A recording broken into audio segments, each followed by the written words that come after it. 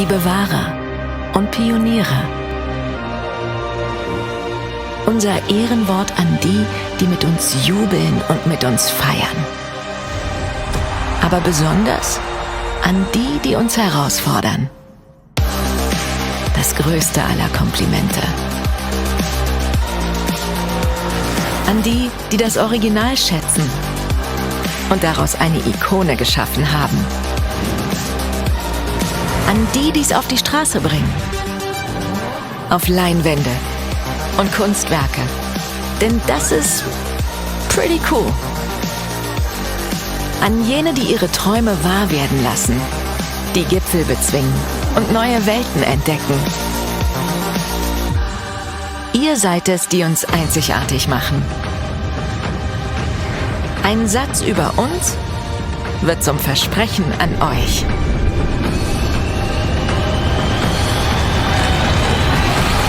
Porsche, there's no substitute.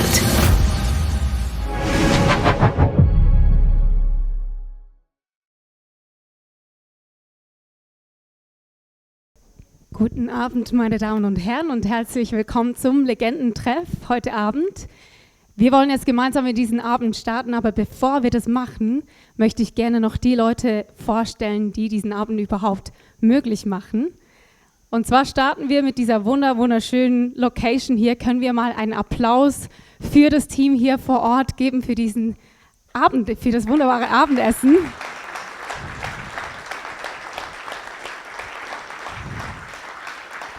Dankeschön. Also hat es wahrscheinlich geschmeckt, so wie es klingt. Die Energy AG, also die Energy Park AG, ist eine Event-Location, hat eine Sammlung von Technik und Oldtimers. Also es ist eine wunderschöne Location, wo wir heute Abend sein dürfen. Dann haben wir das Spirit Magazine, also das ist der Medienpartner, ist leidenschaftlich dabei, was Autosport angeht und wird das Ganze heute auch dokumentieren. Der nächste Partner, den wir haben, ist Porsche Design, also Porsche Timepieces. Herzlich willkommen, guten Abend. Sie sind natürlich hier mit den Uhren, da habt ihr vielleicht schon einen Moment gehabt, um das anzugucken. Falls nicht, geht doch gerne danach vorbei. Also das ist Präzision und Performance fürs Handgelenk. Genau. Dann haben wir die Bijouterie Magli, die ist auch heute Abend vor Ort. Haben sich ein bisschen zusammengetan mit dem Porsche Design, aber sie haben nicht nur Uhren, sondern auch wunderschönen Schmuck und sind in Solothurn und Olten aufzufinden. Und dann eine weitere Person ist Kuno Scher, der hier vorne sitzt. Kuno ist vielen Leuten bekannt, Entschuldigung, weil er seit über 30 Jahren eigentlich im Motorsport Veranstaltungen macht und er auch wunderschöne Sammlungen hat, also Renn- und Rallye-Fahrzeuge und auch ein guter Freund von der Familie Konstantin ist. Und dann zum Schluss haben wir natürlich einen Hauptsponsor, das Porsche Zentrum Aargau, das heute eingeladen hat, zusammen mit dem Legendentreff. Sie sind der Partner der Region, also falls ihr da mal vorbeischauen möchtet und die noch nicht kennt, dann macht das unbedingt. Und da wird jetzt auch noch ein bisschen mehr von Pascal kommen. Also du darfst gerne übernehmen.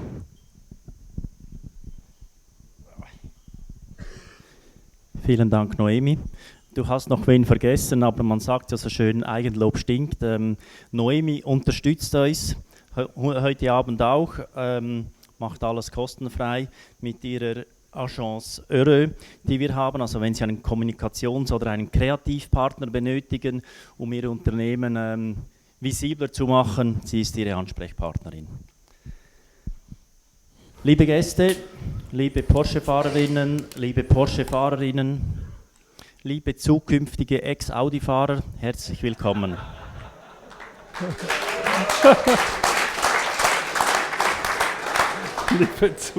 Im Namen des Porsche-Zentrums Aargau in Oftringen, man meint immer, wir sind in Aarau und da muss man so weit fahren. Aber wir sind in Oftringen, ganz nahe an der Solothurner Grenze und wir begrüßen euch gerne dort. Heute zu diesem Legendentreff. Was erwartet Sie? Es erwartet Sie viel Leidenschaft, Präzision und jede Menge Motorsport. Wir freuen uns außerordentlich, eine Ikone des Motorsports hier zu haben, mit Michèle Mouton, Rallye-Siegerin, Gründerin des Race of Champions und Inspiration für weitere Generationen. Weitere Generationen, so wie es der Zufall aktuell will, sind wir sehr nahe an Edermannsdorf. Sagt vielleicht jemandem schon was? Aus Edermannsdorf kommt eine gewisse Rahel Frey, die ist auch Rennfahrerin und versucht mit ihren Kolleginnen, den sogenannten Iron Dams, Punkte einzufahren, schnell zu fahren, Rundenzeiten zu schlagen, zum Beispiel in Le Mans. Michèle Mouton hat bereits 1975 in Le Mans den Klassensieg geholt. Also man sieht, wir haben hier eine grandiose Vorreiterin hier. It's a pleasure to have you here. Thank you for coming. Yeah. Thank you, thank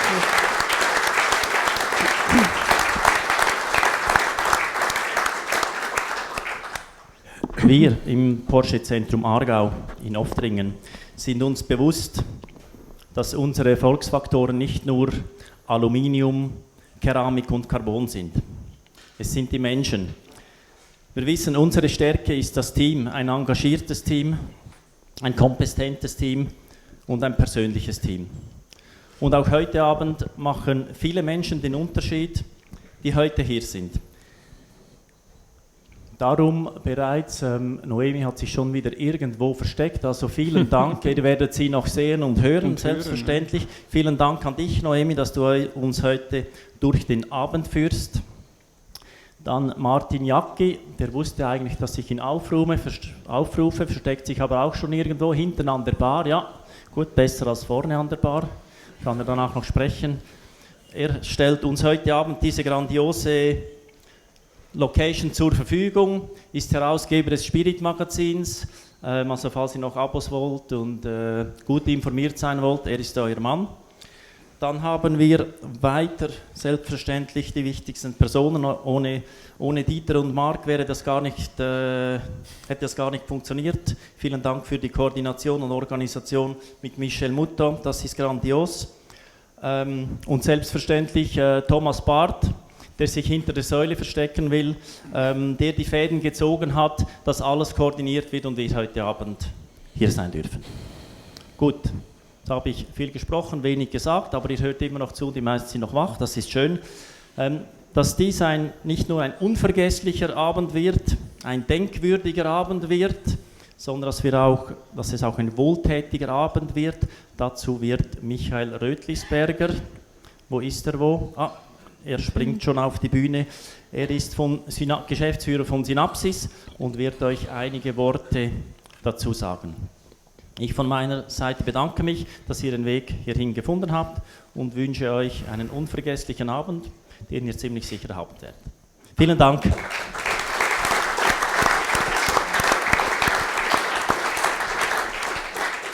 Vielen Dank, ja, liebe Damen und Herren, mein Name ist Michael Rötlisberger, wie gesagt Geschäftsführer der Demenzforschung Schweiz, Stiftung Synapsis. Und ich möchte Sie nicht lange aufhalten, ich möchte aber unbedingt unseren Dank aussprechen, denn vielleicht wissen Sie es nicht, die Erlöse dieses Legendentreffs und nicht nur dieses Jahr, sondern auch der vergangenen Jahre werden von Marc, Dieter und dem Porsche-Zentrum und allen Organisatoren unserer Organisation gespendet. Und Marcs Arbeitgeber verdoppelt dann diesen Betrag sogar noch. Und wir sind enorm glücklich und dankbar über diese Aktion. Und Sie haben zwar schon viel applaudiert, aber ich denke, das muss unbedingt nochmal einen Applaus für Dieter, Marc und die Organisation.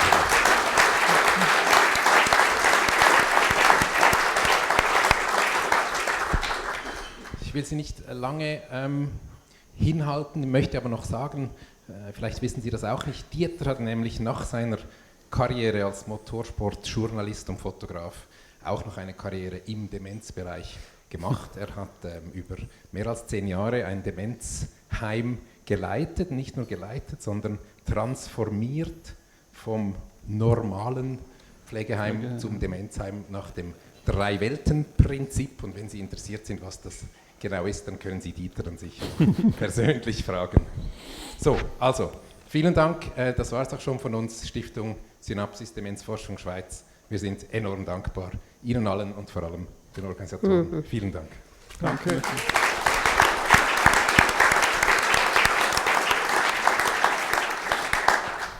So, und irgendwo müsste noch der Dani Bachmann sein. Ja bitte, Dani Bachmann, sei so gut, beehre uns und schenke uns einige Worte, was du für eine Überraschung für uns heute hast. Ich habe gedacht, wenn Michèle schon einmal in die Schweiz kommt. Du darfst gerne hochkommen, sehen dich die Leute, wenn du willst. Möchtest du das Mikrofon?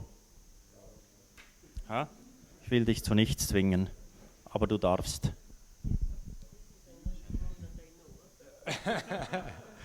Hallo Michèle, ich finde es ganz, ganz toll, dass du mal in die Schweiz gekommen bist, um irgendetwas für die Fans zu machen. Und deshalb vielen Dank, und es sind auch viele Fans hinter mir, die das Ganze zelebrieren. Ich habe eine kleine Überraschung für dich. Ich hoffe, es ist eine positive Überraschung. Da hinten im Eck steht ein Audi. Das ist die Nummer R22. Sagt dir das was? Nee, ich denke nicht. Also, das war dein Monte-Auto von 82. Das ist in Original. Monte Carlo 82, no? Ja, das ist in Original hier, und du kannst es mal wieder anprobieren, wie die Zeit damals sich angefühlt hat. Ja.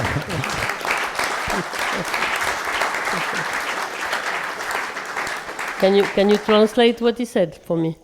Ah, okay. Hast du das alles mitgehört, was ich gesagt habe? So basically, the car that you drove, right? It's in the back. You're free to go in and familiarize yourself again with it. Oh, I have seen so many Quattro since I stopped driving this car that I think I remember very, very well. Nein, ich habe nachgeforscht, 150 Rallyes gefahren, 47 davon gewonnen, 47 Mal mit Defekt ausgeschieden, und das ist mit Vize-Weltmeisterschaft, Deutsche Meisterschaft, mit Pikes Peak Siegen und so weiter hast du das dekoriert, und du bist die berühmteste und erfolgreichste Rallyefahrerin der Welt, und das ist eine ganz, ganz tolle Sache. Vielen Dank. Ja.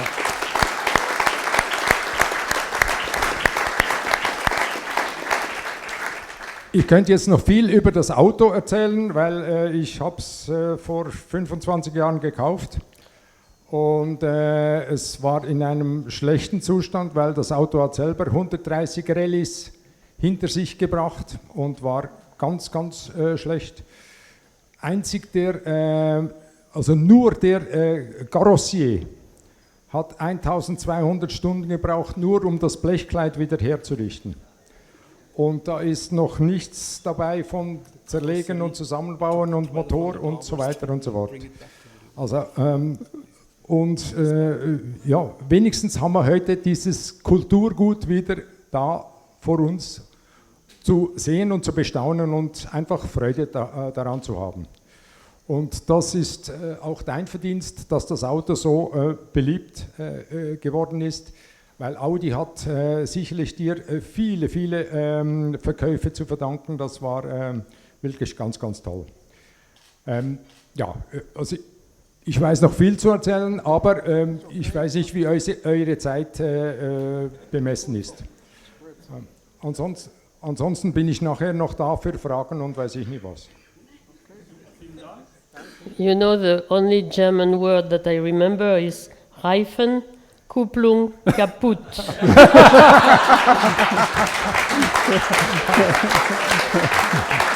Also, the rest I don't understand. But yeah. Das macht nichts. Ich habe extra ein wirklich original Mechanikeranzug hier an von Audi Sport. Ich habe das von einem Mechaniker bekommen. Leider ist der auch schon gestorben, und ich habe gedacht, ich hoffe, du erinnerst dich an diese Zeit mit dem Overall, und ja, Gut. so ist es. Ja. Thank you. Ich gebe schnell zurück zu euch. Ja. Danke, André. Ja, vielen Dank, Dani, dass du dein tolles Gut hier ausstellst und somit uns die Gelegenheit gibst, einen würdigen Rahmen zu setzen für den Event mit Michèle. So, I will switch to English now, Michèle. Thank you very much. Yeah. A little bit. If you want me to understand something, yes. Aside from Kupplung kaputt und Yes. Reifen, yeah. Exactly. So, thank you so much for coming here. Thank you so much for being so, generous with your time. Really appreciate it. And I would like, to say again, thank you to everybody who helps support this event. But also thanks to my dad, who basically is the idea behind this, right? And all of this actually came together because of a meeting that you have had many years ago. Exactly. This is actually a picture that was taken during that meeting. I was not on the picture because I was only 2 years old back then, right? But it shows the history and I think some of the emotions that I have heard from him over the years that rallying has given him as he was working as a journalist and the meetings he've had with you and others. So I think the best segue to get us going here really is the car that we have just seen, right? I hope people are ready to hear an old story again. Of course, if not, you came to the wrong event, I have to say. Exactly. Michèle, the car from Monte Carlo, it was a very difficult rally for you. What memories do you have of it? Oh, it was very short, huh? Yes. I did only 100 kilometers, I think, so, and on the concentration. So, we had a problem with, we discovered that there were sugar in the tank. And so I stopped on the side of the road and basically I didn't reach from Paris. I think I did 80 or 100 kilometers and I stopped, so it was too short. Okay. The second vehicle, a replica of the Audi Quattro A2 from 1983 Corsica Rally. Owner is Beat Loy, nickname Laudi, from Binz. Please, where are you? Yeah. Okay, thank you for the car. But we give it back just so it's clear, right? It's just for display, yeah. 83, you said? Yes. 83? No, which car this is? Corsica? Corsica, yes. 83? It says. Yeah. I don't remember. Yeah. And then the last car that we also have, Pa?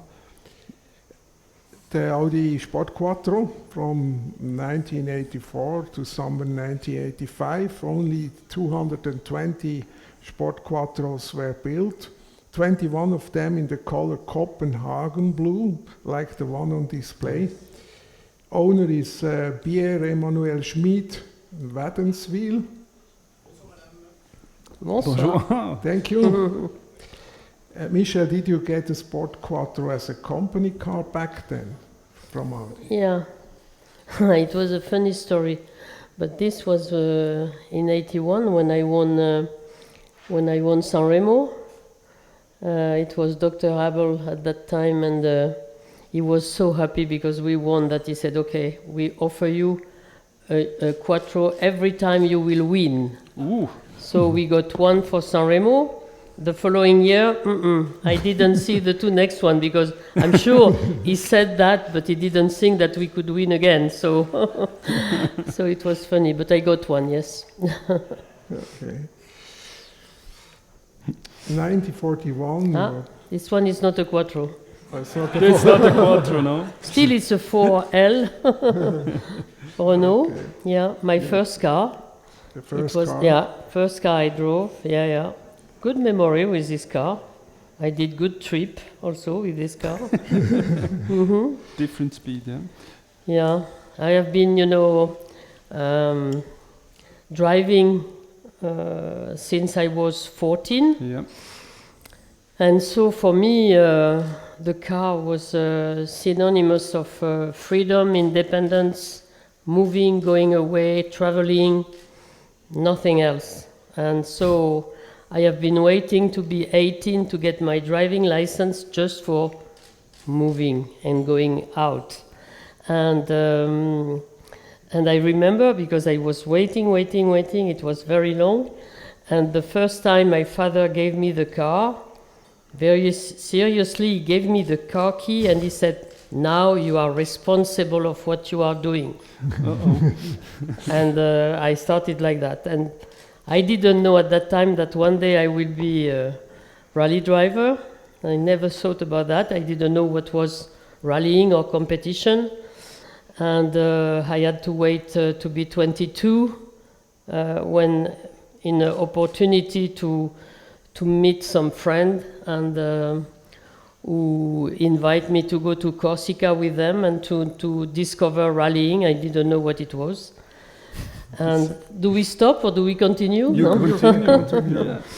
And so, like I was telling you before, it was, in fact, I have been rally driver because of a rock and roll competition. It was during the time we were doing with his friend a rock and roll competition that he started to speak about rallying, about Corsica, that he was going to do. I asked him what it was, and he saw me very interested to hear about that. And so I went with them, with his co-driver himself. I did all the recce in the back of the car in Corsica. It was very long. And then after this rally, he proposed to me to be his co-driver for Monte Carlo. And I was young, I was crazy. I said, why not? You know, I can do that also. So I started as a co-driver for 2 or 3 rally. And my father was following us, and he loved also motorsport. But he didn't like to see me co-driver, and he said, I know you like to drive, I know you love to drive, so I think I will buy you a car and you will try yourself. And so I said, okay, if you buy a car, I will try. And but he said, okay, I will pay for 1 year, everything in good condition. If you are good enough, we continue, if not, you stop. I thought, I will show you that I am good. And I started like this, so I never dream about being driver or co-driver or being in motorsport. I just discover it, but I think I had the fighting spirit, and I like challenge, and it's what I like in motorsports. It's a challenge. You start from scratch, you don't know what it is, and you have to do it well. And I think I did quite well. I think it's safe to say you did, yes, yeah. Absolutely. Yes. So in life, for me, the conclusion is in life, you always have to leave some doors open, not to be fixed on something, and when there is an opportunity, take it. So it was not a dream, but finally it was a fantastic life. Okay.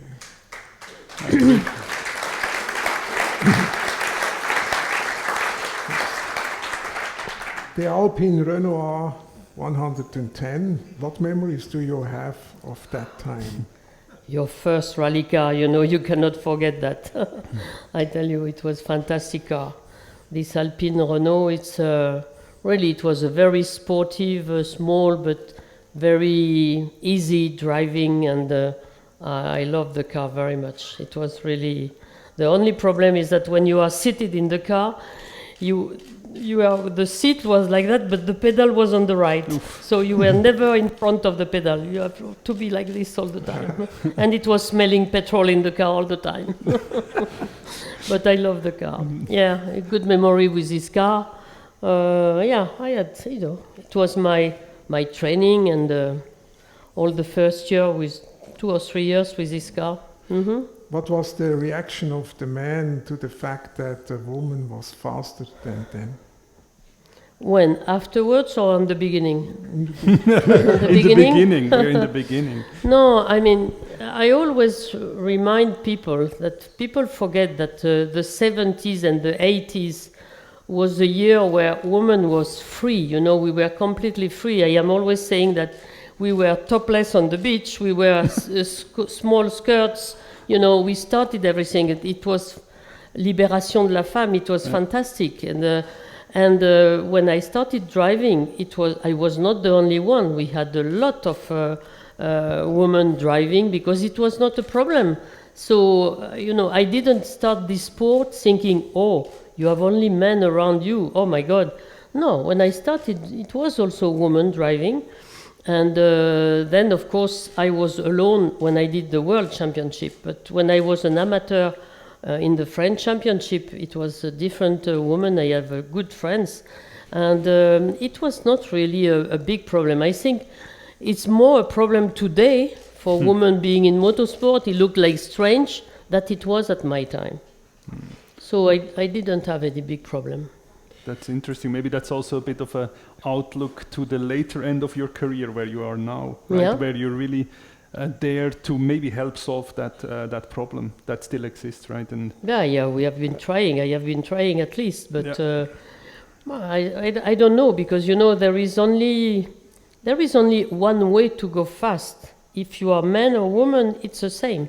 It's only one. You have to go to have the short line and not to be scared to push the throttle. I mean, or to brake late. I mean, there is no different way to drive a car fast. You know, it's only one way. And it's not a man business or a woman business. It's just one way. True. Simple enough. How did the switch from the rally to the Le Mans? Oh, Le Mans, it's a good experience. I mean, we were 3 rally drivers. My colleague were 2 other women drivers. And I started, and when I started, it was starting to rain. And, you know, when you are in a rally car, you do what you want, you drive the way you want. And then I started to drive when it was raining, and with this small car, it was a prototype 2-liter. And I started to pass all the big car because they were with slick tires. But with my car, I could pass all of them, so I didn't want to stop. And I could hear on the pit stop, they could hear, Michèle, you have to stop to change the tire. I said, no, I don't want to change. So I was doing many loops until they said, now you must stop. So we had to change the tires. But I was happy because as a rally driver, you know, to drive with slick on the water, it was not really a big problem for me. It was fun, but we had a lot of fun, and we won in prototype 2-liter. Yeah. Yes. Okay. And then the Auto Bianchi. Oh, don't speak about this car. Good car. This was the worst car I had. Really, to do this Monte Carlo with this car, you know, I had a cramp on my right foot because I was pushing the throttle so much, but nothing happened. It was no power. Oh, it was terrible. Very long Monte Carlo with this car. But they took a nice photo, so it's okay. Yeah, absolutely. Everything is possible. These are no limits. Is that still your philosophy of life? I didn't really say there is no limit. I said everything is possible when you want it. Yeah, when you want it, nothing is impossible. Yes. I think it's motorsport. It's a discipline where you are seated in a car. So, you know, it's a sport. Of course, it's very intense because the concentration is very high, but it's just up to your motivation, you know, what makes you go fast, why you go fast and faster. It's just the motivation that you can have. And so you can push always your limit, you can push them. And this is an alarm. An alarm at 8 p.m. Sorry. Up. And Yeah, so I think, when really you want something, you can push your limit, and the limit can go really far back. Yeah. Did the Audi team have mental coaches in addition to physiotherapists at that time? Sorry, I didn't understand. You told us about the physio you had when you were rallying, right? The physiotherapist. Yes. Back in those days, you know how today all the athletes do physiotherapist. mental coach, yes, right? Yes. But did you also have a mental coach back then? Or was that? No. That's what I thought. Only my brain. No, we didn't have any mental coach or anything, but we had a physiotherapist to, to drive the Fiat 131 without power steering, and oh my God, this was something. So we needed physiotherapists, yes. But no, we didn't have any mental coach. Yeah. Yeah. Okay. Next. The Lancia Stratos. The most beautiful car. Yeah, a big step forward after the Auto Bianchi. Yeah. Compared to the Auto Bianchi, there is. A car with which Sandro Munari became the first unofficial driver world champion in 1977. The Stratos. Yeah. Yes. He was, and I drove the car in Monte Carlo in '78. And it was really fantastic car, beautiful car. I did only one event with this car because, in fact, it was the first year I was engaged with Fiat, and they had already 4 cars, Fiat 1431 engaged, and they couldn't have a 5th one. So I got the car from Darniche and from Mr. Chardonnay, who was a French Lancia importer. Yeah. Very good memories. And I finished 7 in Monte Carlo. Yeah. So here we see one of the 131s, right? The one I will never drive again. Too much pain, too much difficult. Very wide tires in front, engine in front, no synchro in the gearbox. Every time you were missing it, you had electric shock in your hand. Oh my God. Yeah. And no power steering, I tell you. It was, I remember some stages where, I couldn't steer anymore in the hairpin, in the south, in the Alps, where we have a lot of hairpin. I couldn't drive. My co-driver was helping me to steer. I couldn't drive anymore. So it has been very difficult for me, this car.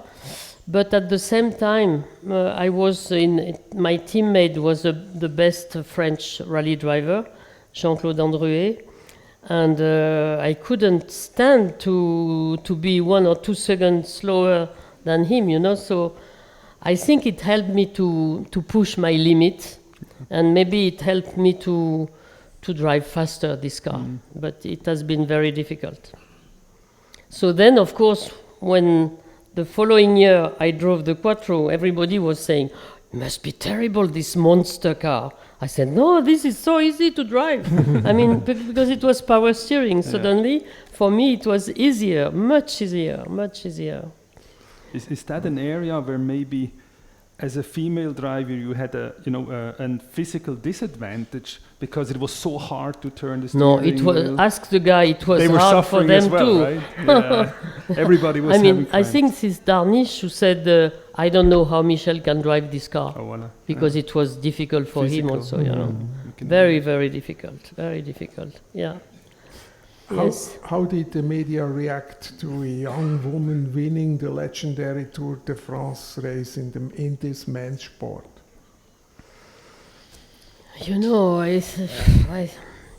How to say? I think, men are men, and I always said that I don't think I can meet a man who will say, "Oh, I am happy you beat me." So, because if he's saying that, he's not a man, really. So, I think I accept it. I mean, it's something I could understand that it was not easy for them. Yeah. Maybe would have been 3 or 4 crew like us, would have been different. But being the only one, of course they didn't like to be behind me. But it's not because you don't like it that you don't accept it. So, and I always got the respect from them. And this is what I am proud of, really. They have been always very nice with me and not trying any bad tricks or anything. Just, when we were driving, it was one thing. And then outside the car, they have been really gentlemen, to be with Stig Blomqvist or with Mikola was incredible. Fantastic persons. Yeah, very good drivers and very good persons. I think that's also one thing I take away from what we discussed earlier, that back in those days, the drivers were much closer away from the cars, right? Yeah, we were closer because, we were spending 2 or 3 weeks time together in the Reconnaissance, in the Riki. And so we were all staying on the same hotel, so sharing all the evening meals together, then going on the road. Rallying my time was like a marathon. It was really, really long, and so we had a lot of stages to take notes, to check the notes and everything. It takes a lot of time. And so of course we were, and also we were doing service on the road. It's not like today where they come back to the service point, that finally it's a little bit like racing, like where you have a paddock and you are coming back to the paddock. So our time, we needed the other one, because one night you could go out to check your notes and have a problem, and the mechanic were not there, and we didn't have any mobile phone. So you needed the support of the others. And so it was more friendly, we were like a family. So really we had a lot of good time together, really, really. And then came the famous call from Audi. Is it true that you phoned Walter Röhrl to ask him for his opinion to accept the offer? I think so. I don't know if I remember that. Maybe. If it was said, maybe I did it for sure. But why not? I mean, I have nothing against Walter, and maybe I phoned him. Yeah, it's possible. But surely not when Audi phoned me, because I didn't speak English that time, so I couldn't talk to Walter in German or in English. No, so I think maybe it has been somebody who maybe phoned him, but not directly. Yeah. First time as a factory driver by Audi. Yeah. And of course, this was something unbelievable. When you are a French driver in your country and doing only the French championship. And first of all, I thought it was a joke. I understood Audi 4-wheel drive world championship. Okay. I said, send me a letter. Send me a letter to explain. And because I thought it was a joke, I couldn't believe it. And of course it was true, and it was difficult to say no. And the most important woman at your side is Fabrizia Pons. Back then, with thousands of training kilometers at the big rallies, you were together for practically 300 days a year together. Oh yes, I can say 300 days a year for sure. Yeah, Fabrizia, she was herself, because first of all I asked Audi if I could drive with a man. I could have driven with a male co-driver, but Audi wanted two women, of course, and I was sure. But anyway, I asked. And so Fabrizia was herself. She drove an Opel in Italy. Then she also drove motorbikes, and then she could drive because she realized she couldn't improve so much being a driver. So she preferred to become co-driver, and she had a good experience in Italy. And I was, being Italian with French, I was quite sure that she could speak French. And in fact, yes, exactly all that. She had everything. and she was a perfect co-driver for me, really. 5 years it has been a pleasure, and we never had any argument, never for anything, we never had any fight or anything, and yes, we spent a lot of days together and nights. Yes. Hannu Mikkola had been driving rallies since 1974 and had already won many world championship rallies. What was it like working with him? Like I said before, Hannu was a gentleman, and he was, as a background, he was an engineer. So, but he always talked to me like if I was also an engineer, and I don't know anything about mechanical or mechanic, and I don't like it at all. I just like, I was very sensitive on my car. I could feel my car. Everything wrong, I could explain, I could say what was wrong, but then how it works and what you have to do, I don't mind. And Hannu was always trying to consider me as the same level, and talking. He was so fantastic. Really a great gentleman. And Arne Hertz was really, we had a good time, and we appreciate each other. Yeah, I have seen Hannu until the end. Yeah. Yes. Great guy.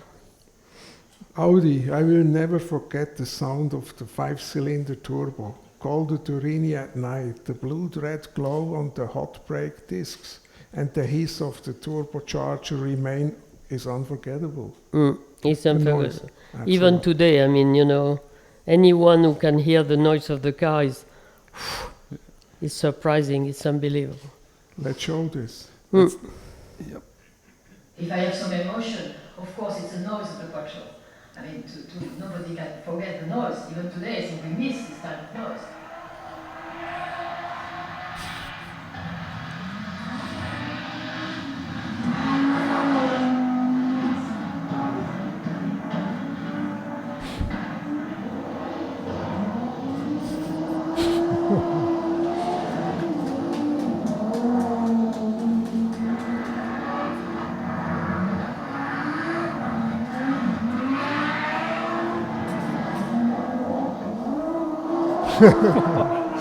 And like I said before, no handbrake. We didn't have any handbrake on the car.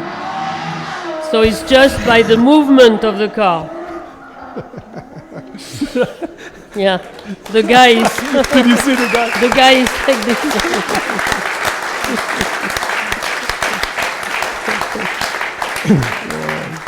Yes. The sound of the car is one thing, right? It's fantastic. But to be able to drive it like on the razor's edge like you did, it's absolutely incredible. Yes. No, it's a good memory. The competitors. The media wrote Michèle Mouton, the woman who learned to fear men. Yeah. No, all the drivers have been really great with me, and we had good time. But when we were in the car, everyone concentrated on his race, and but in a good spirit, really good spirit. Yeah. I think so. Yeah. And then came Sanremo. You amazed the world. You and Patrizio were showered with champagne, were given gladiolos, the fans cheered, the girls waved, and the mechanics had tears in their eyes. Oh, yes. I was really happy for them. First, it was for them, and then, of course, when you win, but you don't think I win, I am a woman, I win. No, because you are a woman, so you win the race. You win as a driver, you don't win as a person, and of course it was fantastic. It's maybe afterwards, because, Sanremo, I have to remind you, Sanremo, we had the first night in Sanremo was on asphalt, then we have 2 days and 1 night in Tuscany on gravel, then coming back, then you have some rest, and then you were doing the last night in Sanremo, around Sanremo again, on asphalt for the last night. And I think we had like 62 special stages. When you think that today they are doing 300 kilometers, we were doing 1,200 kilometers of special stage. So it's very long, very tiring, and we arrived before the last night, and Ari Vatanen was just 35 seconds, I think, 32 or 35 seconds behind me. And of course, his car was better on asphalt than mine, the Ford Escort. And and I knew because Ari was playing the title, the World Championship title. I was just playing the first win. So you know that for Audi is important, you know that for yourself is important, you know that for everyone is important. And you are tired and you should sleep and you cannot sleep. Instead of sleeping few hours to be fit for the night, I went back again to do the last stage to practice once more with Fabrizia. So I slept and I couldn't sleep. And then my physio came in the room and he touched me on the back of my head and finally make me fall asleep for 1 or 2 hours. And then we had to go. And I remember I said to Fabrizia, because the last stage was 45 kilometers on asphalt by night, very tricky roads. I said to Fabrizia, one of us will make a mistake. I said to Fabrice, one of us will make a mistake. So not to get the pressure, or to get the pressure off, we start this stage like if it was the first stage of the rally. That means when you start the first stage, you try to get the car in. You know you have not the pressure to try to go fast, and because I was sure that one of us, would make a mistake, and so we did this stage with this spirit. And when I arrived before the end, I heard that Ari crashed and touched, and he did the mistake, and I didn't do the mistake. So I was very, how to say, for me it was a big step, because it was mentally a strong step with all the difficulties, and also because I was more than 30 seconds before, but I had an alert in the brakes. I lost the brake pads, and so I lost some time. So a lot of trouble before the end. You are never sure you will finish. And so I was proud of being strong enough to cope with all that pressure and to win. And for Audi, so when I won, I didn't think about myself. I just thought about the others, And it's afterwards that all the journalists are coming and saying, "You are the first woman to win a world championship." I didn't know, I didn't think about that. So it was a strange feeling, and it's afterwards that you realize that, okay, it was something important, yes. But not when I did it. When I did it, it was as a driver.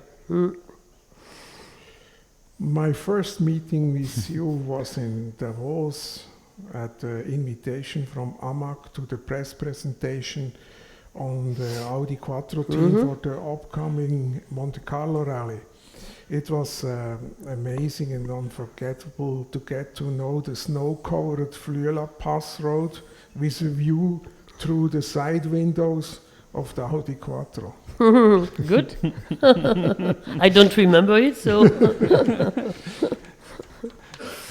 Yes, we did a lot of testing with journalists and media. Yeah, that's fun. Yeah. I did a lot of that. Portugal, on one special stage, there were 90,000 spectators. The fans stood on the track until the cars drove towards on the road at full throttle to jump to the side at the last moment. What was the feeling like to drive over a hilltop and have the crowd of spectators in front of you? Yeah, this is, I don't know how we did. When I look at the footage today, it's even difficult today to remember that they were so close and they were on the road all the time. But I think, on the beginning it's crazy and it's scaring, but then you get used to that because every stage they are there. So you have to drive the same way. And if you are not driving fast, the other guys are driving fast. So you have to go with that.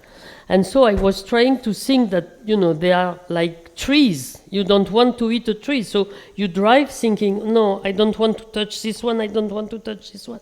So it has been, okay. We didn't have any alternative. I mean, or you stop or you drive. Mm-hmm. So, but it was difficult. It was really difficult, And I don't know how, because the 5 years I drove the World Championship, we didn't have any bad accident, in fact. I don't know how we managed to do that. Yeah, which is remarkable when you see some of the images of the people running away, right? But I have some footage, it's crazy. It's crazy, yeah. Yeah, and also there is a footage of Walter driving when you see his pedal. Yep. Mm-hmm. It's just scaring to see. Yeah. I'm also wondering, looking at this image, the car is pointing up. Yeah. How can you see where you're going when the car is pointing skywards? It must be straight behind. Hopefully it was, right? If it's not straight, you don't go further. Or the notes were not good, but we know they were. Yes. No, Portugal and San Remo was crazy.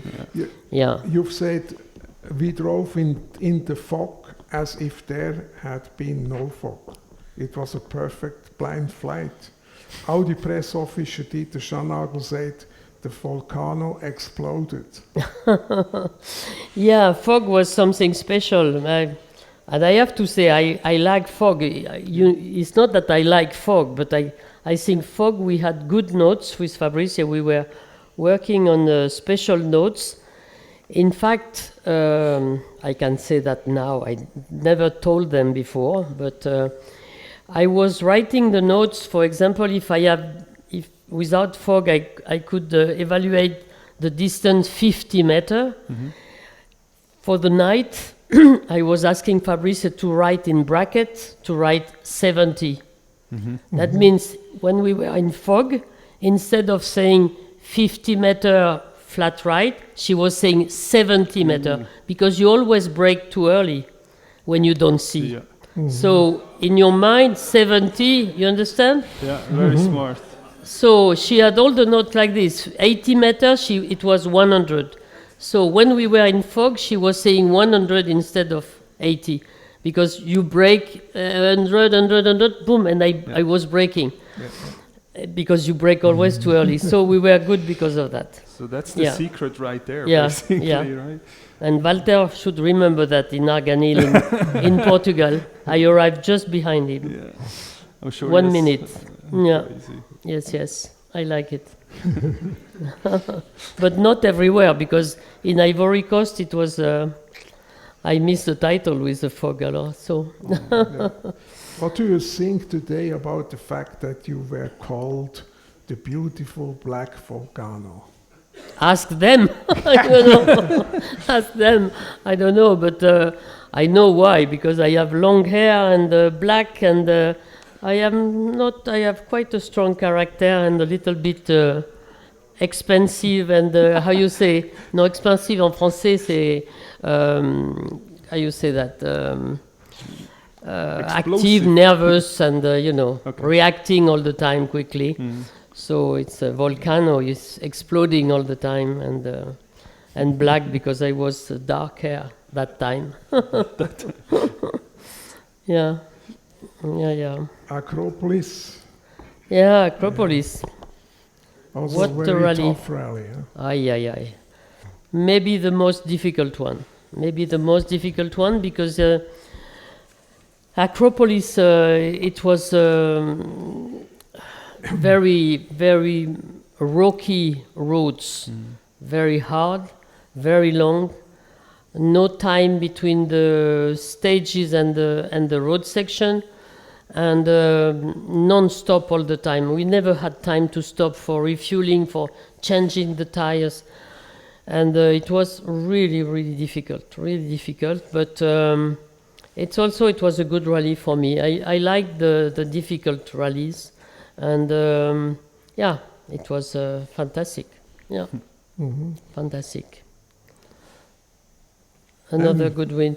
And then Audi Sport What officer Dieter Schanagel made it possible as a co-driver during a test drive before the Sanremo Rally in 1982 at a special stage on asphalt next to Michèle. Now I change to German. Ich würde Sie gerne mitnehmen auf mein persönliches Erlebnis mit Michèle, wie ich es damals im Automotorrad-Magazin veröffentlicht habe. Also ich bin am Nachmittag mit ihr mitgefahren, bin dann zurück ins Hotel und habe mir die Erinnerungen aufgeschrieben, damit sie dann im Heft authentisch rüberkommen. Ich sah 200 Meter vor mir eine enge 90-Grad Längskurve kommen. Michèle stand voll auf dem Gaspedal und das Gruppe B Renngerät katapultierte uns immer schneller die enge Straße hinab. Oben rechts liegt die kleine Ortschaft San Romolo, weiter unten die Dächer von Borello und links die Stadt San Remo mit dem wunderbaren Meer im Hintergrund. Mein Körper bebte, das Hirn blieb stehen. Instinktiv wechselte im Bodenraum mein rechter Fuß auf die imaginäre Bremse, weil jeder sportliche Autofahrer spätestens jetzt bremsen würde. Was aber macht Michèle? Sie schaltet noch einmal vom 3. in den 4. Gang hoch, um dann, wo ich mir schon ausmalte, dass diese traumhafte Aussicht auf die Dächer von San Remo und die Riviera wohl das Letzte sei, was ich in meinem irdischen Leben sehen würde, voll in die Bremsen zu steigen und den 2. Gang reinzuknallen. I hope you are not saying bad thing No, about me, huh? only the truth. That's why I am scared. Sie zwängte den Quattro auf der Ideallinie in die Kurve und mit einem unschönen, kratzenden Geräusch von hinteren rechten Kotflügel streifte das wieder voll beschleunigende Rallyeauto kurz die Mauer. Michèle schaute lächelnd zu mir herüber und sagte in ihrem Englisch mit französischem Akzent, "This is perhaps one of the most beautiful parts of the Sanremo Rally." Hier endete alles, was ich von Autofahren wissen wollte. Gerne wäre ich stundenlang neben Michèle drin gesessen und hätte mich den physikalischen Belastungen des Rallye-Quattros ergeben. Aber es blieb mir ein Rätsel und die Co-Piloten sind bewundernswert. Die Koordinationsfähigkeit von Raum und Zeit und Lesen und Denken und Reden und Umblättern des Aufschriebs sowie den Kopf gerade halten. Es wurde mir klar, ein Fahrer kann wegen einem Co-Piloten eine Rallye nicht gewinnen, aber mit Sicherheit verlieren. So,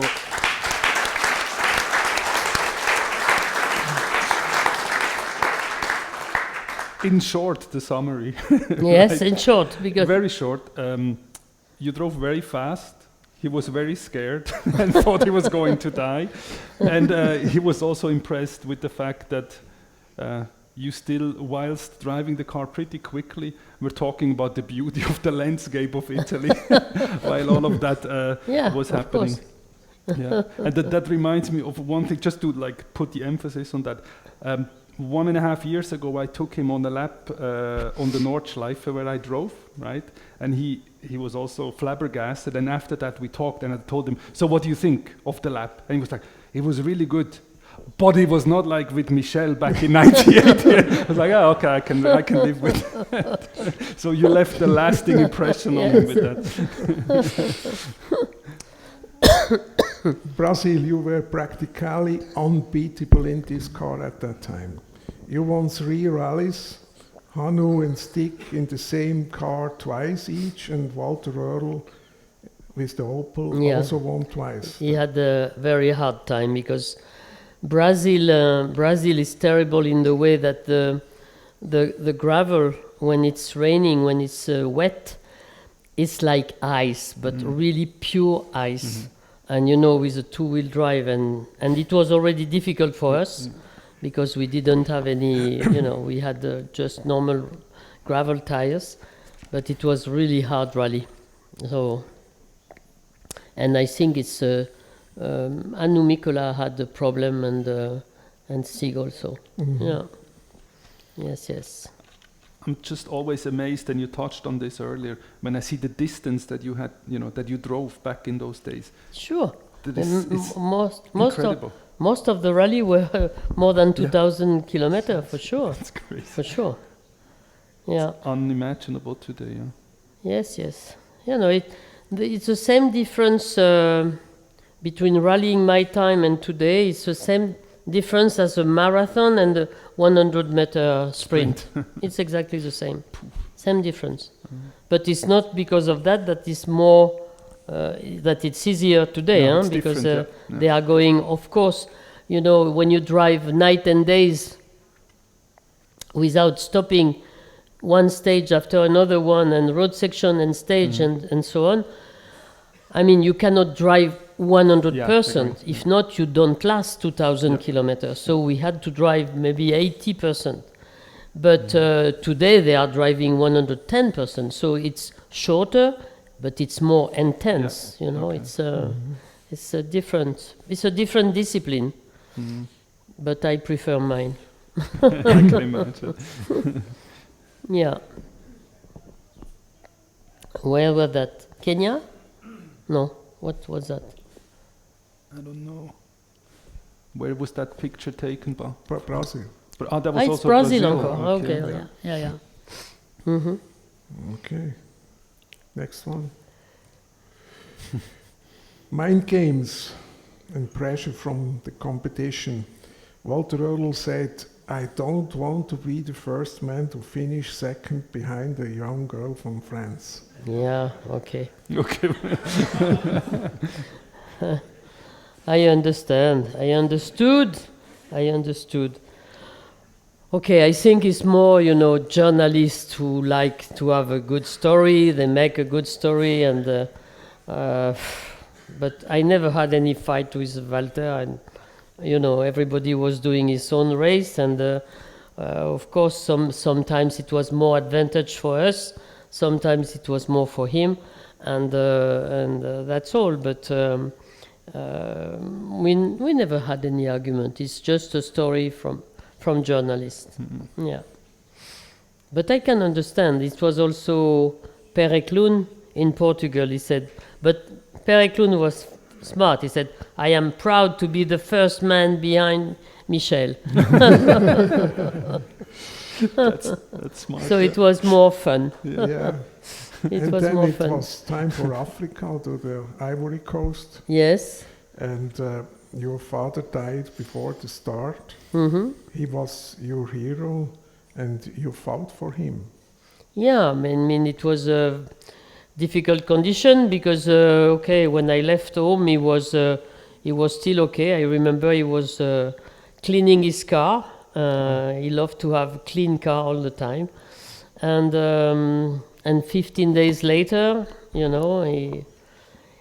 he passed away, and I heard about his death at 7 o'clock in the morning, and the start was at 10 o'clock. And I had also a television interview to do at 9 o'clock before the start. And when my mother phoned me, I said, okay, I am going back home immediately. I leave everything and I go back.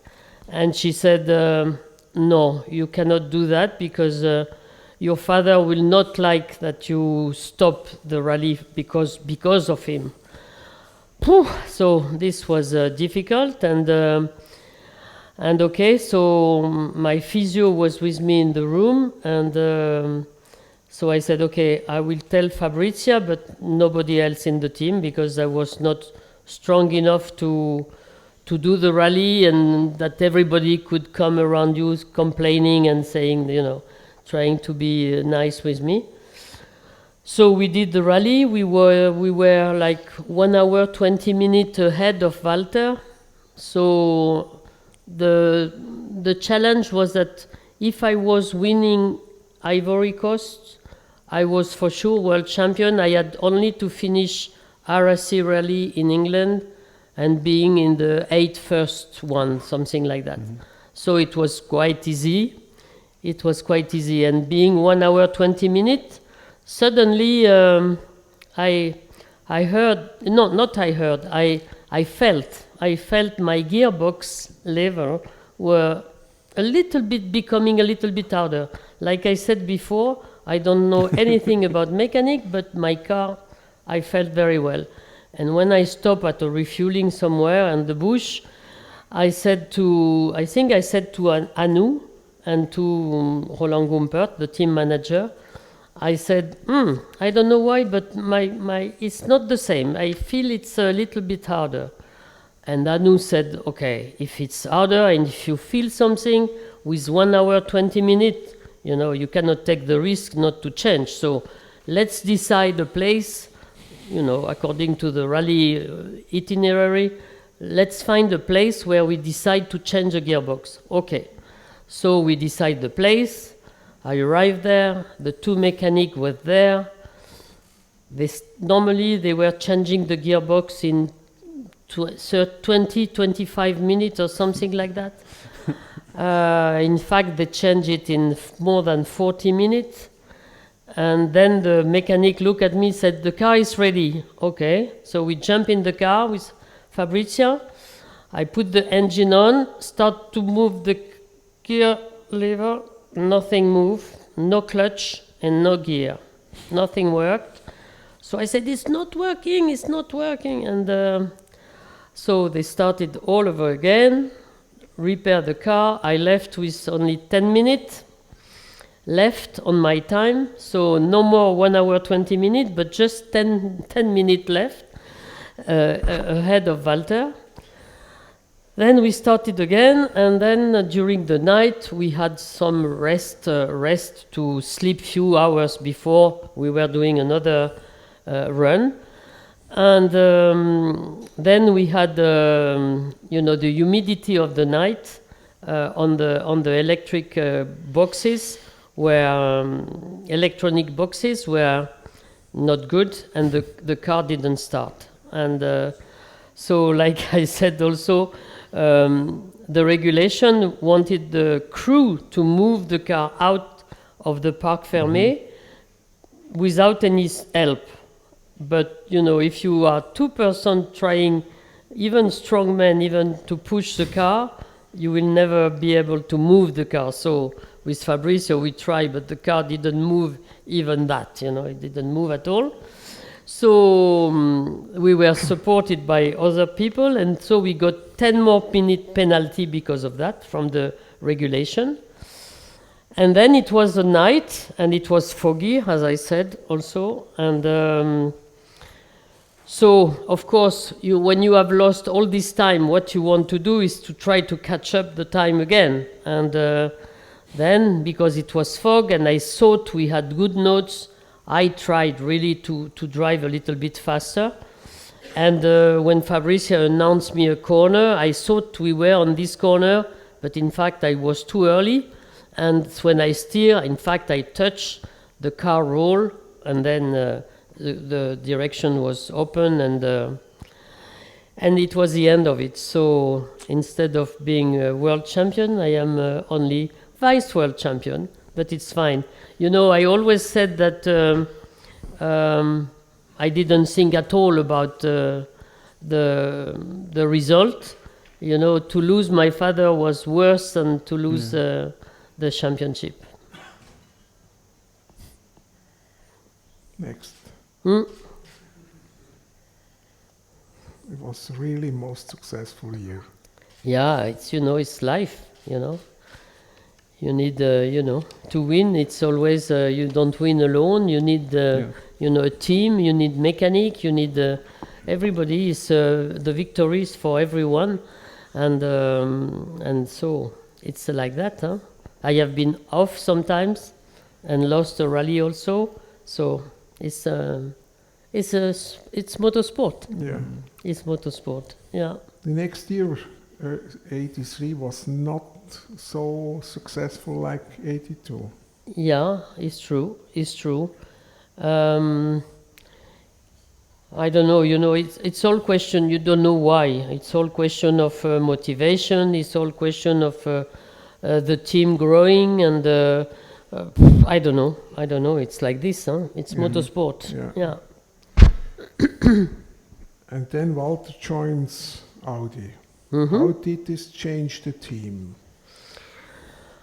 It changed a lot. It changed a lot because when we were two in the team with Anu, we all both wanted to win for the team. Even with Stig, we were three.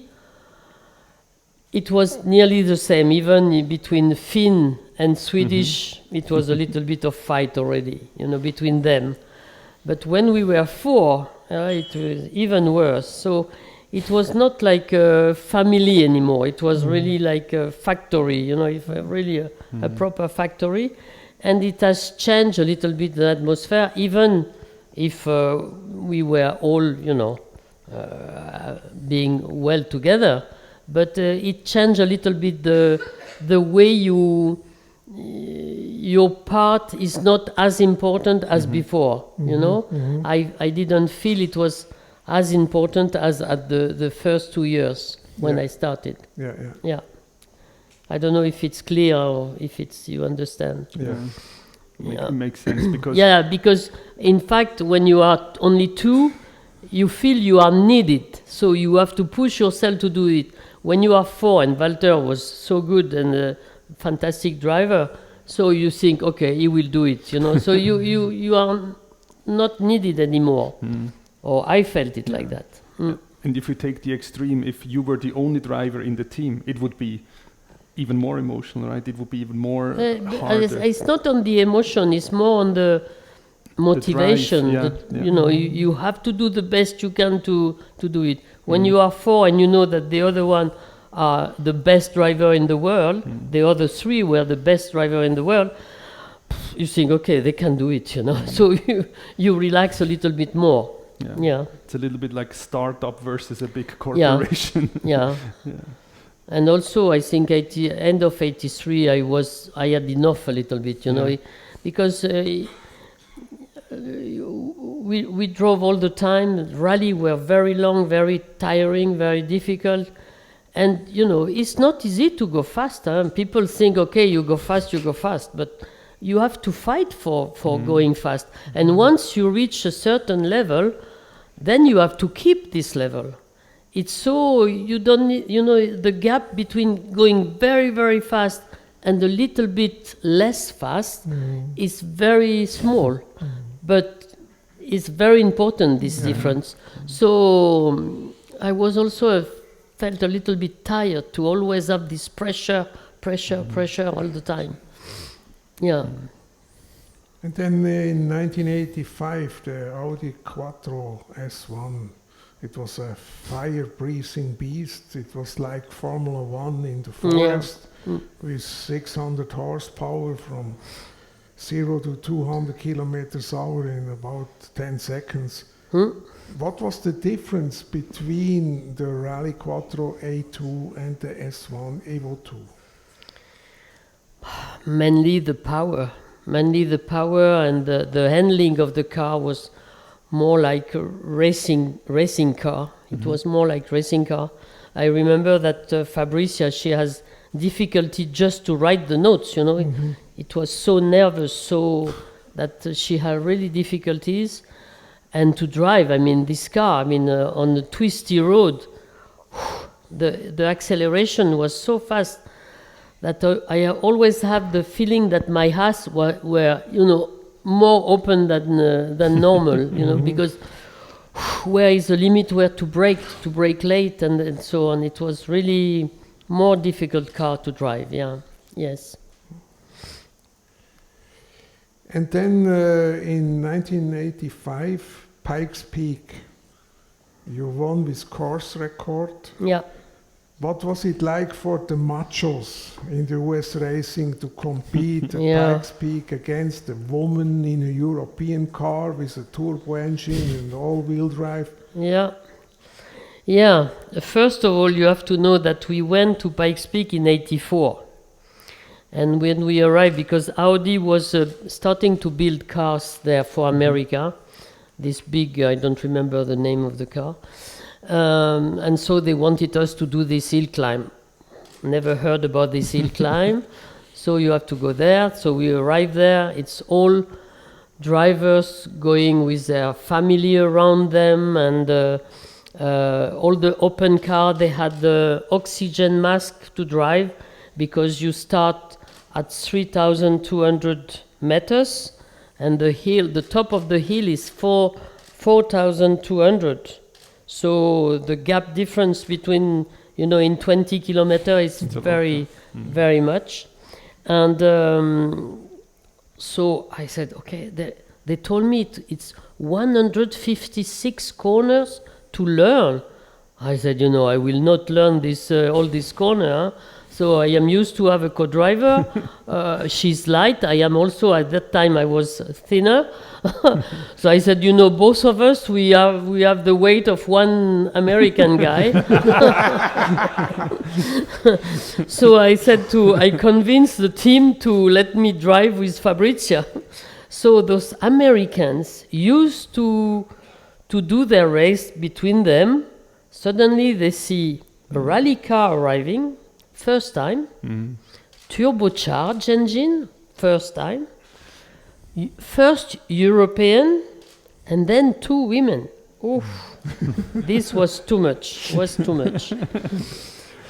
For us, it was okay, only going up, so it was, no problem. Okay, you don't have to look too much on the right side, because it's really going steep. Down, yeah, I tell you, on the right side. They call it the race in the clouds. So you understand why? Because you see the cloud above you, not...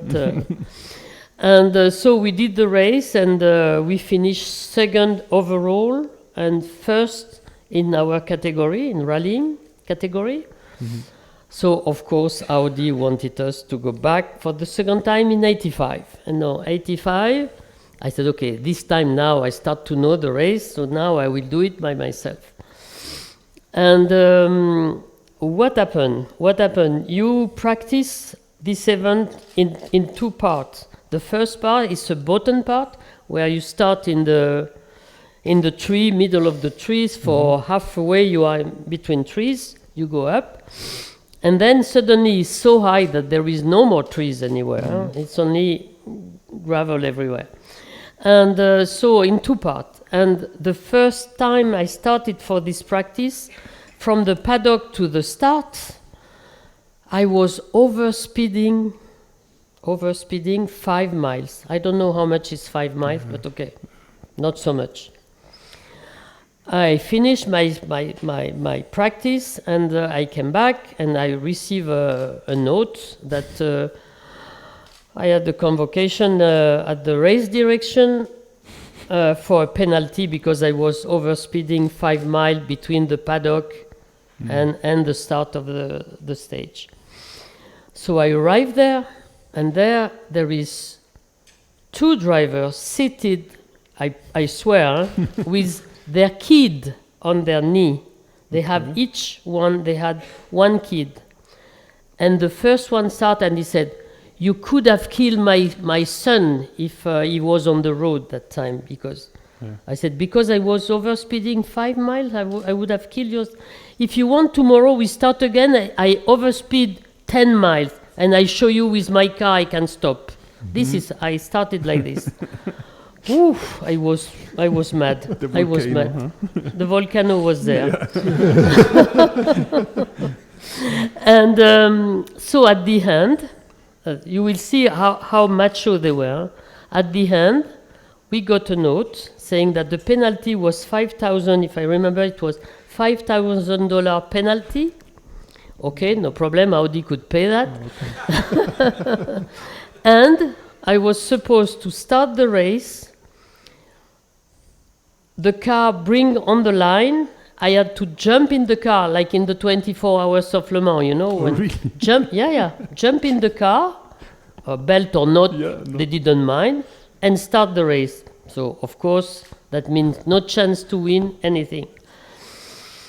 So we calculate with Roland Gumpert again, we calculate and we said what we can do. I said, okay, the only thing we can do is we invite the media tomorrow morning before the race. We invite the media and we speak. And I said to them, okay, I could have killed, I am maybe a criminal, I could have killed a child because it was 5 miles over speeding. But what happened if I kill myself because I am not in the good condition to go up the hill? Ooh, silence. Then it was silence. In America, you know, safety was important. So suddenly they have changed their mind, and the final penalty, and if you look the video, if you have the video, you can see that. I was allowed to be in the car, engine on, belt on, but no gear in. That means you see 5 mechanics, because to go to the start is going up. So there were 5 mechanics pushing my car, and everybody is asking why they were pushing your car, because I was not allowed to put the gear in. But you know, in my mind, I was so mad, I was so crazy, and I said, guys, you don't know what you are doing, but no way I can lose this race. I will kill myself, but I will never lose this race. And I went up. I remember it's at a certain time there is 4 nearly flat out corners. One in the middle, you have to lift a little bit, and I decide not to lift. And you know, you feel the car pulling to the right, and you said, now where I am going? And I push, and it went through. And I finished the race, and they told me that it was the best time. So, and the final story and the funny part of it is that the one who was used to win every year, it's Bobby Unser. Oh, okay. The famous Bobby Unser. And he was saying bad thing about me. So when the journalist told me that I won, I said, okay, now you can tell Bobby Unser that if he has the balls, I race him downhill tomorrow. We race downhill tomorrow. Because, you know, as a rally driver, to drive uphill is not really a big deal. It's more difficult when you drive downhill. So really, you know, this race was something. I think in my career, it was the only time I realized what was macho people, really. It was really difficult. But I didn't mind, we won, so everybody was happy. Well done, Yes. But I couldn't lose this one. I couldn't lose. Oy. You are still the only woman to win a rally championship in a country with the Peugeot. Yeah, I very often forget that I am German champion. Yeah, I am German champion. Yeah, 86 I did all the championship for Peugeot in this nice Peugeot Turbo 16. And and it was my last year.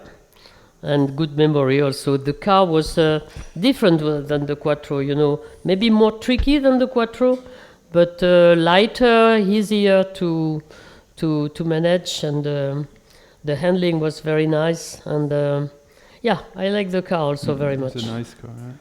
Yes. It was a good season. What made you stop active rallying? Was the danger of the sport with the fatal accidents of Henry Toivonen and Attilio Bettega? Or the reason to end your career or start a family? No, this I have to tell you the truth. It's not at all. I mean, you know, we are selfish enough, drivers, we are all selfish enough not to think that it's because somebody killed himself that we will stop. So it has been a wrong story about, you know, Henry was a very good friend of mine, and I was there when at the stage, because I stopped in the previous stage, so we were waiting that, you know, they were all finishing their loop when we heard about the accident. No, in fact, I decided to stop in Corsica, it's true, but when the French president announced that at the end of the year, they will stop Group B. Balestre, Jean-Marie Balestre, who was the president of the FIA at that time, when after Henry's accident, he said, okay, at the end of the season, we will stop Group B. And, all my career, I did motorsport, like I explained before, because it was a challenge. I wanted to reach men level, because it was only men, so I had to reach their level. And also, but I didn't want to miss the experience of being a woman and having the chance to have a child. So I always had in mind that one day I will stop. But when I will stop, you never know when you want to stop. You know that you cannot stop too late, because then you don't have any children anymore. So I was 35, and I thought, sooner or later, in my mind it was clear that I will stop. And when Jean-Marie Balestre announced after Henry crash that they will stop Group B, I said to my partner, if they stop Group B, I stop. End of the year, I stop. And end of the year, I stop. Okay. But it was not because Henry's accident. It was because they stopped Group B, and I was looking for a good opportunity to stop, and after this Group B to go back on Group A car. No way. It's like a second-hand cars, No. So it was very easy to decide at that time. Yeah. Yes. And then you created the Race of Champions. Yes, we create Race of Champions because, in fact, my partner was a journalist also, but just journalist in basketball and golf. And for him, he always said, your sport is crazy, because you remember that my time, all the manufacturers, they were not obliged to do the full championship.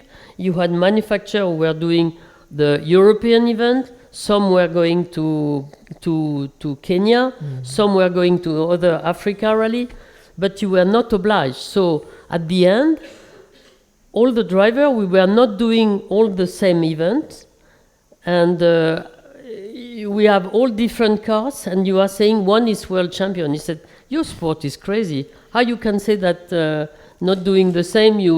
So we got this idea. He said, it will be good to have all the drivers on the same car. This will be. And we started the first Race of Champion in 88. So I had my daughter Jessie in 87.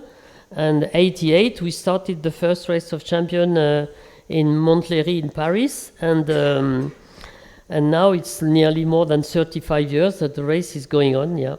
Yes. This is a nice photo. Yeah. Yes. What exactly was your job in this position at the FIA? Alors FIA, of course, when when Jean Todt started as a president at the FIA, he phoned me and he asked me if I could help him for supporting him for the rally, for the World Rally Championship, because he was more involved for many years in Formula One. And he wanted somebody to help him. So I started to be manager of the championship for 4 years or 5 years maybe. And then they asked me if I was interested by the position of the safety coordinator. And I liked the challenge. And again, it was like a new challenge, something completely different. But I have been driving all my life with people around, and suddenly I am the one who are cleaning the road and moving people away from the road. It was a strange feeling, but at the same time, so important job and so important role that I took it as serious as I did rallying, and it's really a position I like very much. So I did it for 9 years, and I stopped last year. Beginning of this year, in fact, and now I am slowing down, still doing some European historic rally championship, just to slow down, and before I get my permanent holidays of retirement. Yes. What advice would you like to give to women who want to start a career as a rally driver? take a wheel and go. Simple as that. No, I don't like to give advice. You cannot give advice, and I was saying to a young a young racing driver who was with you, I don't remember his first name, but I told him, never listen what people are telling you, don't listen advice. The one who are given advice are not the one who are doing. So do what you want and do the best way you can, but there is no advice. I mean, to go fast and to go in an event. Today, of course, motorsport is more maybe sophisticated because you have all those social media. You need to have more sponsor, and it's more difficult to get sponsor, and the motorsport is very expensive. So, of course, but I mean, nothing is impossible. And if you want, and if you are really strong and you try, you find a way to do it. Can you also, Michèle, talk a little bit about your involvement in the Iron Dames program, right? We heard it in the beginning. It's basically an all-female driver lineup, right? And you told us over dinner that you were involved early on with that as well, and maybe how it came about. Yeah, it came about because the owner of Iron Dames, Deborah Meyer, contacted me when I was president of the Women in Motorsport Commission, and she wanted to collaborate and to work together to see how we could promote and we could do. So it's a work between the federation and a proper professional team. And this was the best way to promote women, when you give them the professional condition when they are at the young age, and you follow them all the way up, in the sport. So it's only a best way to do it. So we have been collaborating since the beginning. They started, yes.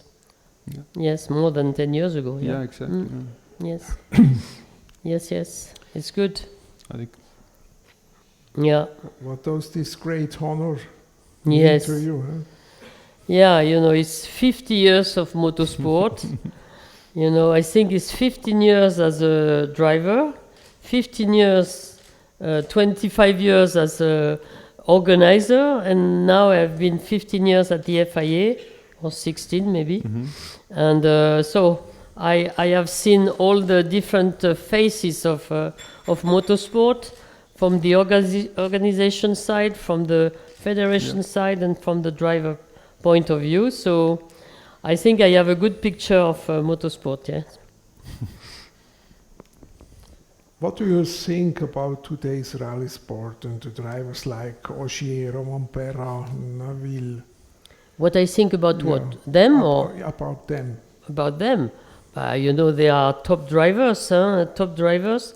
Like I said before, the sport is different, but still you have to win. Any car, anything, you have to win. It's the same challenge for anyone. So, yeah, it's Ogier had done an incredible career, and it's a little bit more difficult to understand Romain-Perrin, who is changing when he's not yet 25, but okay. Everybody is doing what he wants. He wants to change and go to racing. I hope he will not regret it, because if I understand and I understood what Sébastien Loeb told me, I don't think there is another sport will give you more adrenaline than rallying, Racing is something incredible, but rallying is a school of improvisation. You have to drive in all conditions, any type of surface. You are never sure, you know the road, but any corner you can have something, you have to improvise, and it's the opposite of racing, where racing is the school of precision. You brake at the same point, you steer on the same place. It's completely different sport. So I hope Calais will not regret rallying soon. Yeah. Next. Very hard to find. You don't find this book anymore. No. Yeah. Oh, yeah. Somebody Yes. has it. Nice. You are lucky. Yeah. Yes, of course. Of course. Yeah. And the DVD. Yeah. No, forget about this one. Yeah. I don't like when they speak about, fight. We never had any fight, so I don't like the presentation of that. Maybe that was the invention of fake news in motorsport. I back don't know, then, but okay, I didn't like it. Yeah. But this one you told us you really liked. Yeah, this one is proper. Yeah, because I never wrote any book, and maybe I should start before it's too late. But when Sky Channel proposed me this documentary, they were quite serious, and I thought, telling myself my story, at least it will be the truth, and I could leave this for my two granddaughters. Yeah. And so I accepted to do this film, and I think it was, apparently people were saying it was quite good. And we got the Emmy Awards in New York with this documentary being the best sportive documentary, in 2022, 23, 22 maybe, I think. Wechseln wir wieder kurz auf Deutsch. Diese beiden Erlebnisse mit Michèle Mouton in Davos und in Sanremo, wie ich erzählt habe, haben Nachwirkungen auf mein ganzes Leben gehabt. Als meine Tochter am 7. September 83, also kurz nach dem Erlebnis zur Welt kam, tauften wir sie auf den Namen Michèle. Michèle is now happy to answer questions from the audience. Of course. And now is silence. As always, Swiss people are very reserved, But first and foremost, thank you very much for being with us. Thank you. Thank you, thank you.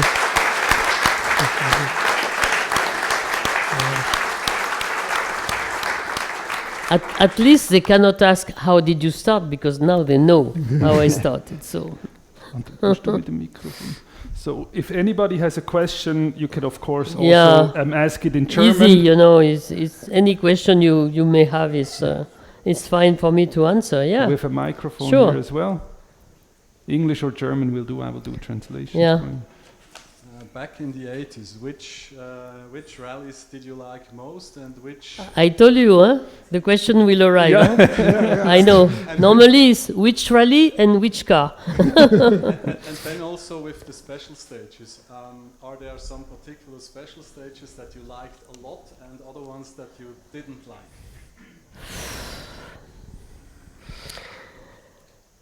You remember always where you did it well. Of course, you remember. But in Rally Monte Carlo, one stage that I love really was Le Moulinon Entraigue. This was my favorite stage. But the best time I did was in Turini, when I did the scratch in which I don't remember. Don't ask me. I don't remember the year, the time, and anything. But I remember that I did the best time, yes.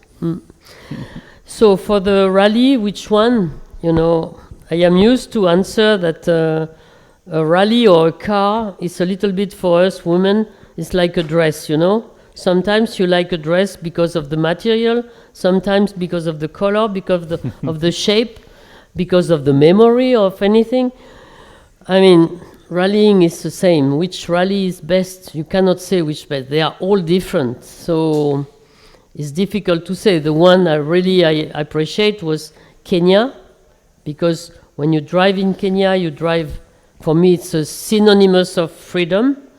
Independence, you are free. There is nothing. You're not just the bush straight. Nobody around, nothing.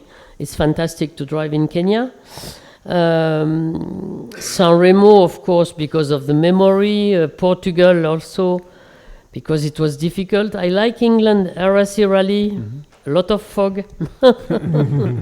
And in England, we didn't have any pace note. We were not allowed to have any pace notes.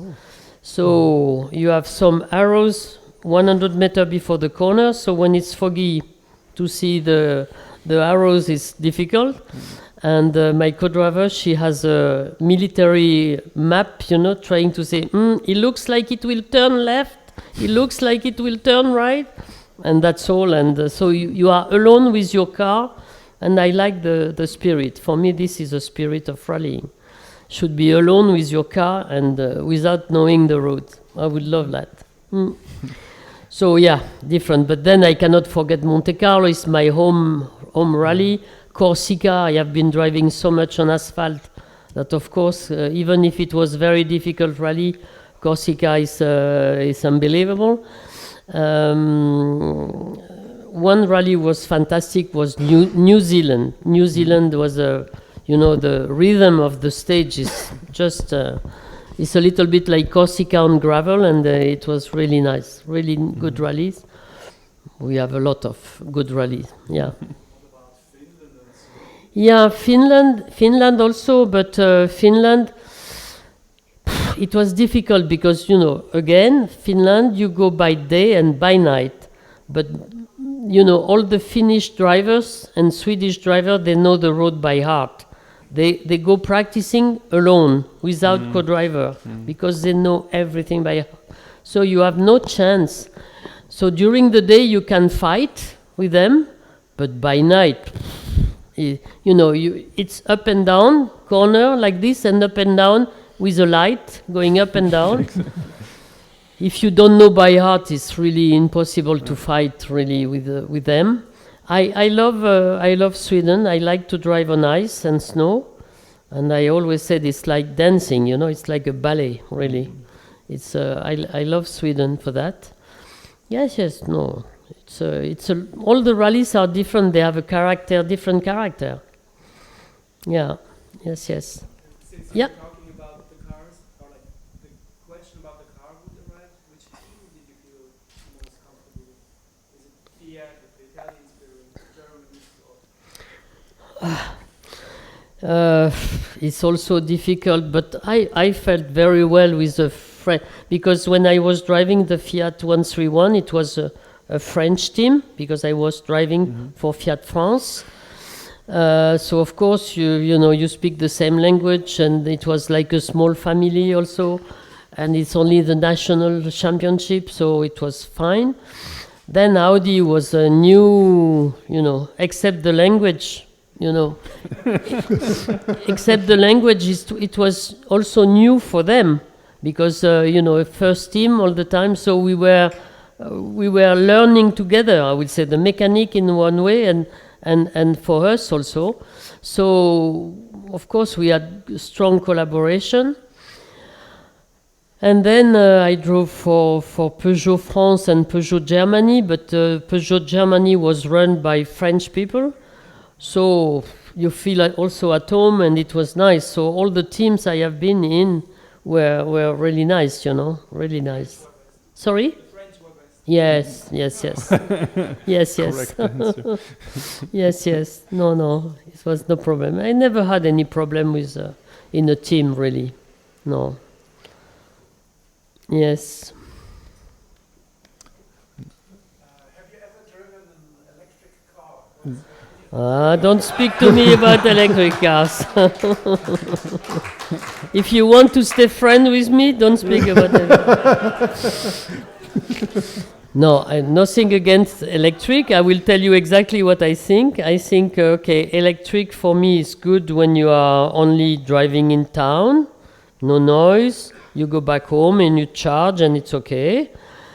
But if you like to drive, you cannot have an electric car. First of all, for me, a car, what it is a car? It is the aesthetic and the sound. If you take away the sound, you have only the aesthetic. So, no. And 2 days ago, I was in Munich for the Audi Formula 1 presentation, and this e-tron car, it was so beautiful car. It's maybe one of the most beautiful racing cars I have seen. But when he's on the big park and and you hear the quattro coming, No comparison. No. So no, I am not fan of electric car in racing. But of course, the results are good and everything is good, but not for me. Sorry? Oh, Yeah, but now, of course, with electric, for sure. I mean, the efficiency, we don't discuss efficiency. You ask me if I like electric, I say no. Yeah. So, one question here. Do you actually think that F1 Academy will help with getting young girls into F1? Can you repeat? Do you think there will be a path for young girls to get into Formula One, basically? With F1 Academy. With the academy program, exactly. No, for sure not. For sure not. You know, this is a good question. I have been fighting all the time to get women involved because of my experience. You know, I explained also earlier before. If I have been driving only with women, what would have happened? You know, once you are the best of the women, you drive with other women who are not as good as you, but you are not driving with the best driver. So if you limitate women in a circle of women, the best one is fighting until she knows that she's the best of the rest of the group. You know what I mean? Mm-hmm. And of course, she will not push the limit because there is nobody else. But she's not the best one. So if you don't fight with the best, you don't improve.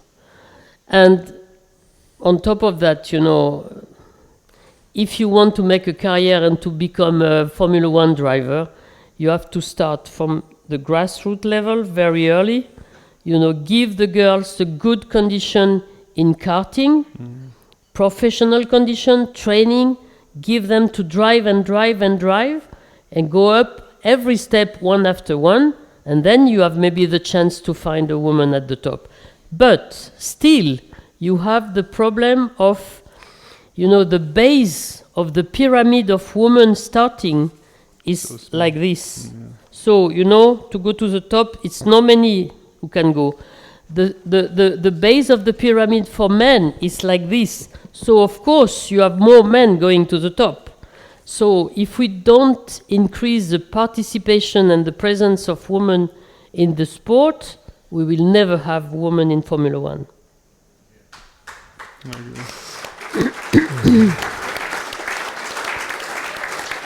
This is my opinion. And I know by experience, you know, if I had not been fighting with the best driver in France and then in the World Championship, you know, I would have pushed a little bit to go fast, but I wouldn't have for sure not pushed as much as I did because of them, you know, because they were the best. So I am convinced on that, you know. Makes sense. I am convinced. Any more questions from the audience? One more? Microphone, please. Yeah. You have now retired from FIA.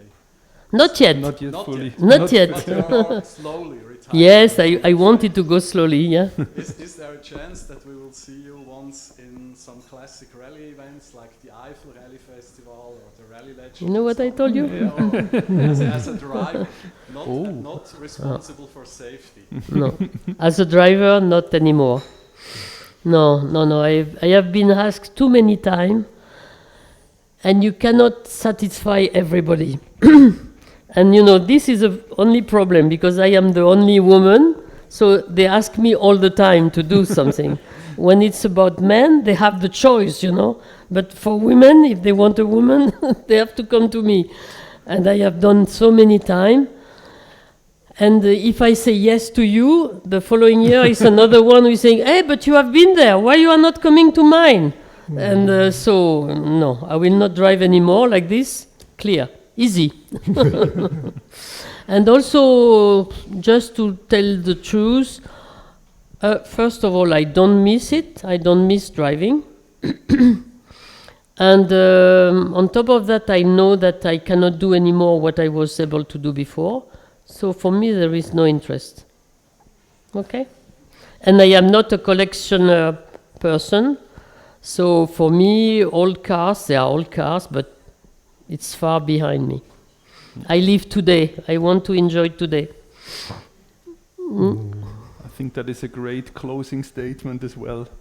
Yeah. Fantastic. So thank you again from the bottom of our heart, Michèle, for being here with us. No, it was a pleasure. Fantastic. Thank you everyone for coming out, for supporting our cause as well, right? Sure. And as we started, actually with the second Legendentreff we did, we again want to do a little auction to raise a little bit more funds for the Synapsis Foundation that you have also seen here today in the presence of Michèle. Okay.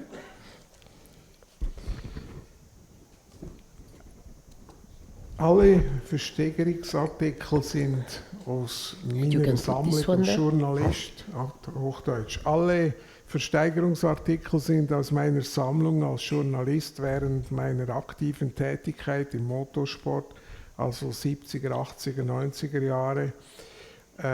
Und sie sind Autogeschichten aus einer Zeit, wo Rennsport noch nicht so Lifestyle war. Wir möchten beginnen mit einem Originalpresseinformation von 1983. Darf ich dich kurz nur einen Moment bitte. Stören? Mache ich sehr ungern. Aber nur einige Informationen, weil er stellt euch gleich die Preziosen vor, die ihr ersteigen könnt. Also es ist Ihre Chance jetzt mit einer wohltätigen Tat ein Erinnerungsstück von heute Abend zu ersteigen, was Dieter in seiner Zeit gesammelt hat. Dieter wird alle unterschiedlichen Sachen vorstellen, wir werden die hineinbringen.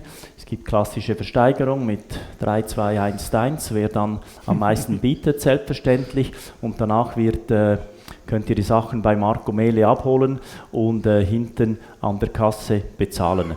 Zahlungsmittel, die bevorzugt werden, ist natürlich Bar oder Twint. Diesmal soweit. Wer dann den Zuschlag erhält, der darf bitte seinen Namen nennen, weil das wird dann auch gleich notiert, dass wir dann die richtigen Menschen auch die richtigen Erinnerungsstücke erhalten werden. So, ich glaube, da haben wir das meiste gesagt. Vielleicht ein kleines Warm-up, wer alles aufstehen kann, soll das mal kurz probieren, bitte. Danke, gut. Na, bleiben mal oben, nur kurz aufstehen, wer das kann. Gut. Super, ja, es können noch nicht alle, macht nichts. Die auch sitzen, sollen mal versuchen, den rechten Arm zu heben. Gut, das wäre das Zeichen, wenn ihr mitbietet. Die stehen, die können schon mal nach hinten rechts greifen. Können das Portemonnaie schon mal herausholen, dass ihr dann danach bereit seid. Und wir wollten mit diesem kleinen Warm-up unnötige Zerrungen durch schnelles Hochschnellen der Hände verhindern. Vielen Dank. Dieter, wenn du ready bist, darfst du vorstellen.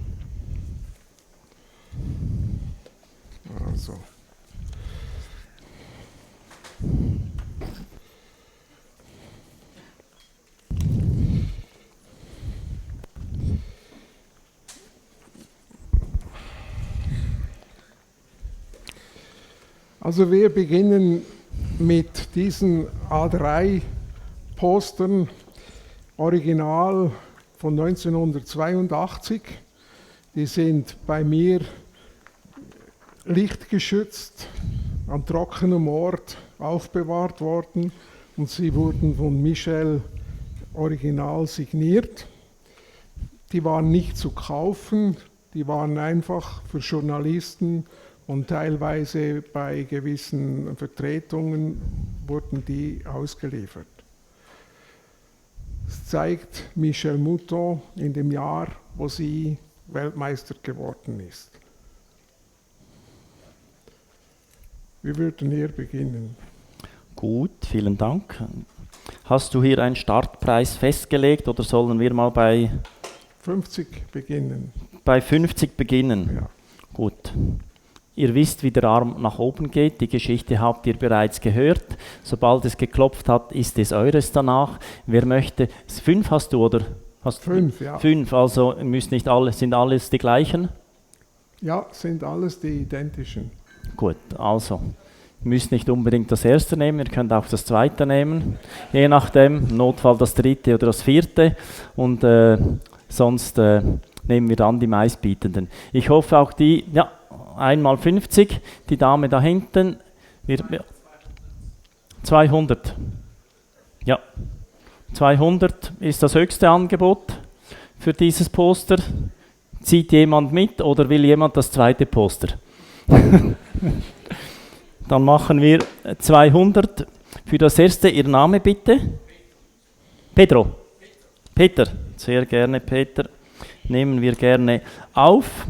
Dann haben wir ein identisches Poster. Ja. Ebenfalls unterschrieben von Michèle Mouton. Ich nehme an, die Dame ist mit 50 wieder dabei. Sehr schön, vielen Dank. Wer möchte, wir können auch in 10er Schritten, aber 150 sind uns allen natürlich sympathischer, aber wenn jemand nur in 10er Schritten möchte, sind wir auch dabei. Wer möchte, Thomas, hast du dir gerade gestrichen, bietest du mit bei 60, oder? Ah, okay, gut. Ich hoffe, die Damen und Herren hinten an der Bar kriegen alles mit, die möchten sicher auch die Hände heben. Das Bier habt ihr schon bezahlt, dann habt ihr noch Geld für Poster. Möchte jemand mehr als 50 geben für das Poster? Gut, Sie sind großzügig. Und die Dame, der Name bitte? Simone. So, ja. Gut. Okay. Jetzt haben wir noch das dritte. Jetzt machen wir mal eine andere. Mach schon mal etwas anderes, genau. Gut. Da haben wir Presseinformation Quattro GmbH. Das ist aus dem Jahr 1999 mit vielen Fotos, unter anderem auch Rallye-Fotos, war nur für Presseleute, ist signiert von Michèle.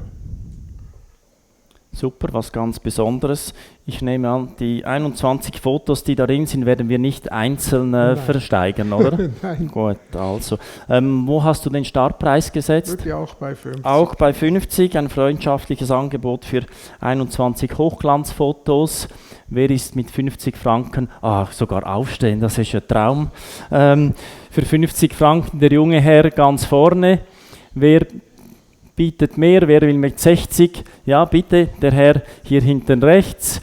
60 ist gut. Ja, gut.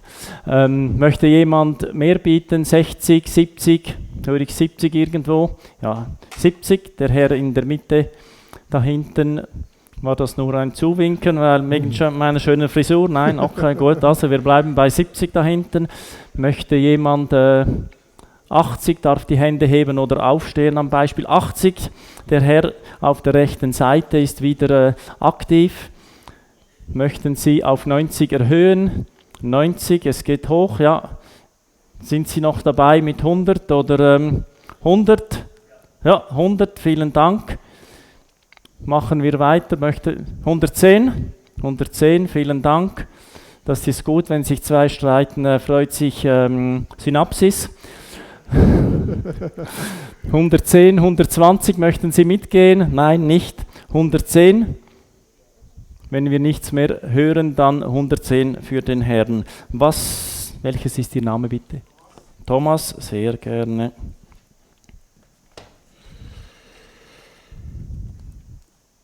Dann haben wir hier eine Presseinformation. Das ist die Vorstellung des Audi 100 Quattro, Audi 100 Avant Quattro, Audi 200 Avant Quattro und Audi Coupé Quattro. Das war im Palace Hotel in St. Moritz mit der Einladung und mit dem Tagesprogramm mit verschiedenen Fotos und Pressemappen von jedem einzelnen der vorher erwähnten Modelle, alles Jahrgang 1985. Original signiert von Michèle Mouton. Gut, also eigentlich, ich nehme an, Ich nehme an, du willst bei 50 starten. Ja, genau. Finde ich eher einen tiefen Preis. Ich habe so viele Audi Quattros da draußen gesehen, fast so viele wie Porsches. Da muss ja irgend noch ein Herz dafür sein, dass man da die Vorgänger oder vielleicht das eigene Auto darin findet. Ex-Fahrer? Ja, zukünftige Ex-Fahrer. Aber den Audi dürfen sie ja behalten. Also, wir starten mit 50, haben wir den Herr ganz links. Ich denke, wir können hier sicher mit 20er Schritten arbeiten bei diesem speziellen Mappe. Auch dies wird ja nicht alles, die Modelle sind ja nicht einzeln versteigert. Wer bietet 70 für die Dame hier vorne? Das war zackig. Ich habe schon fast draufgehauen, so bin ich erschrocken. 70 für die nette Dame hier vorne.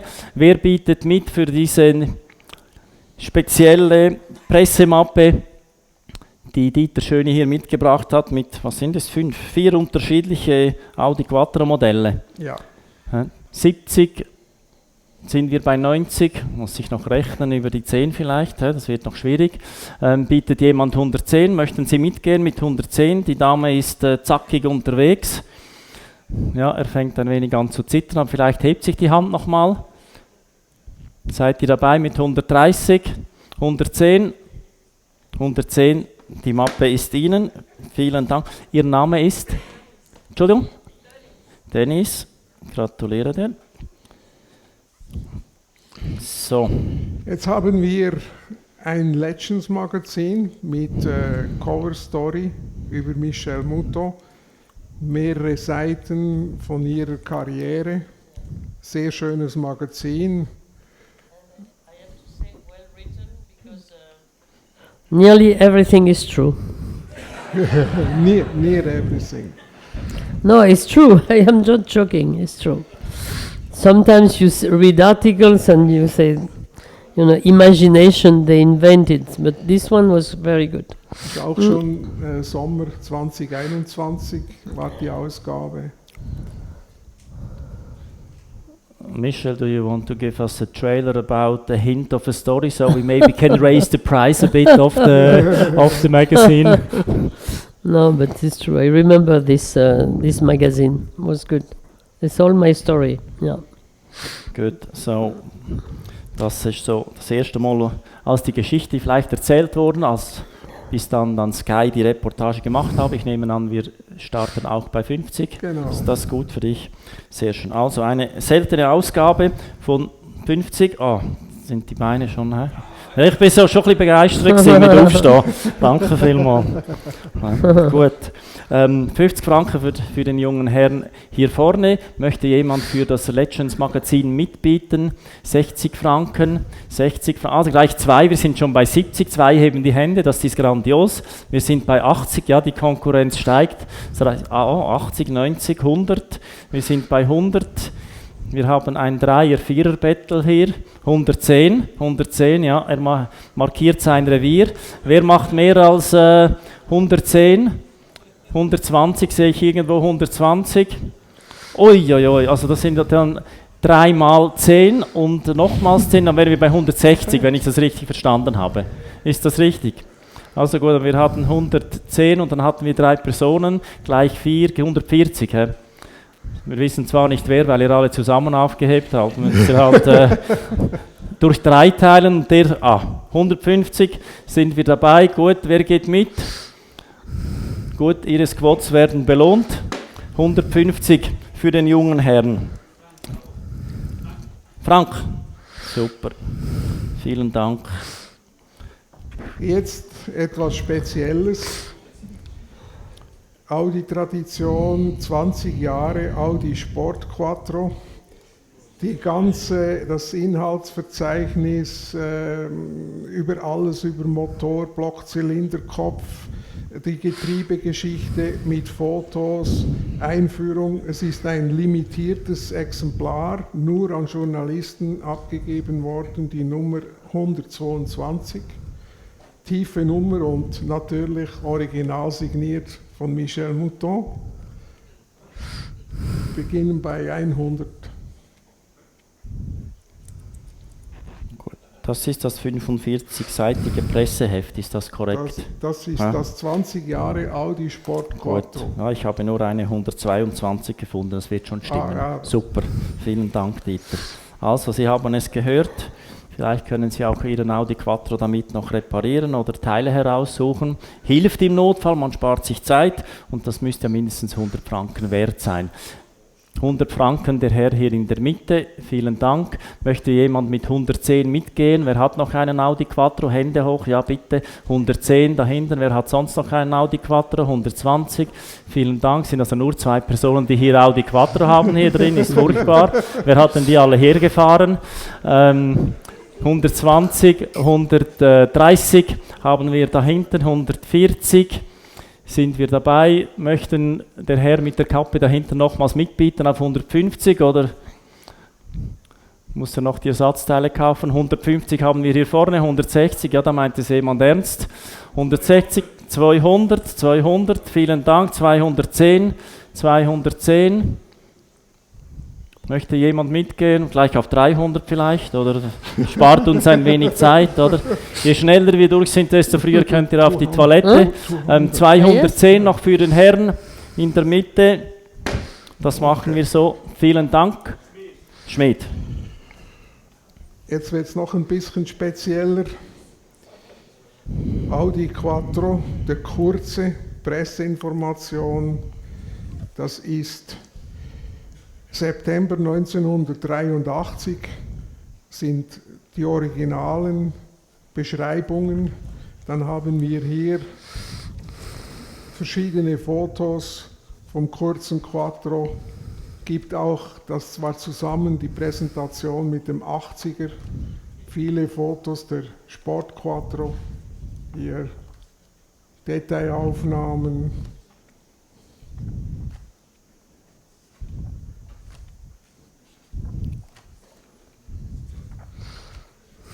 Motoraufnahmen,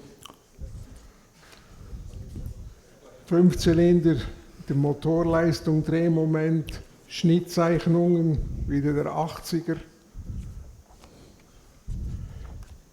Eine sehr schöne Mappe, die nur für Journalisten abgegeben worden ist. So. Machen wir 100, beginnen wir bei 100. Gut. Ich frage mal vorsichtig nach, du meinst natürlich nicht pro Foto, gell, wie du jetzt durchgeblättert hast. Ja. Und ich habe schon ein paar bleiche Gesichter gesehen und gut, also. Nein. Dann wäre es 20 Bilder, ein 5 lieber, dann sind wir auch bei 100 Franken Start. Gut, wir gehen wieder in 10 Schritten hoch. Wer möchte diese Hochglanzfotos sein eigen nennen? Synapsis unterstützen heute Abend und sich ein 100 Franken für Herr Schmied.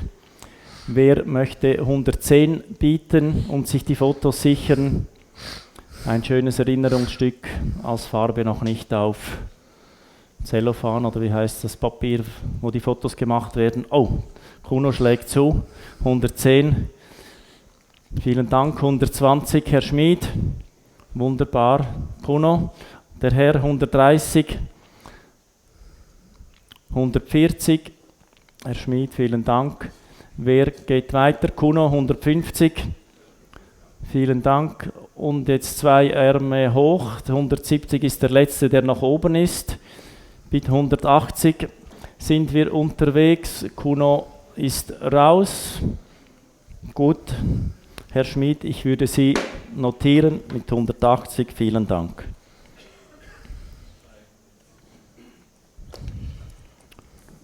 Dann haben wir hier schön aluminiummäßig. Ja, the 25 years, ja. 25 Jahre Audi Quattro mit 2 DVDs. Eine allgemein über 25 Jahre Quattro, die andere speziell Audi RS4, TT Quattro und Q7. Dann haben wir auch hier Fotos, verschiedenste Aufnahmen dieser Modelle. You have to show.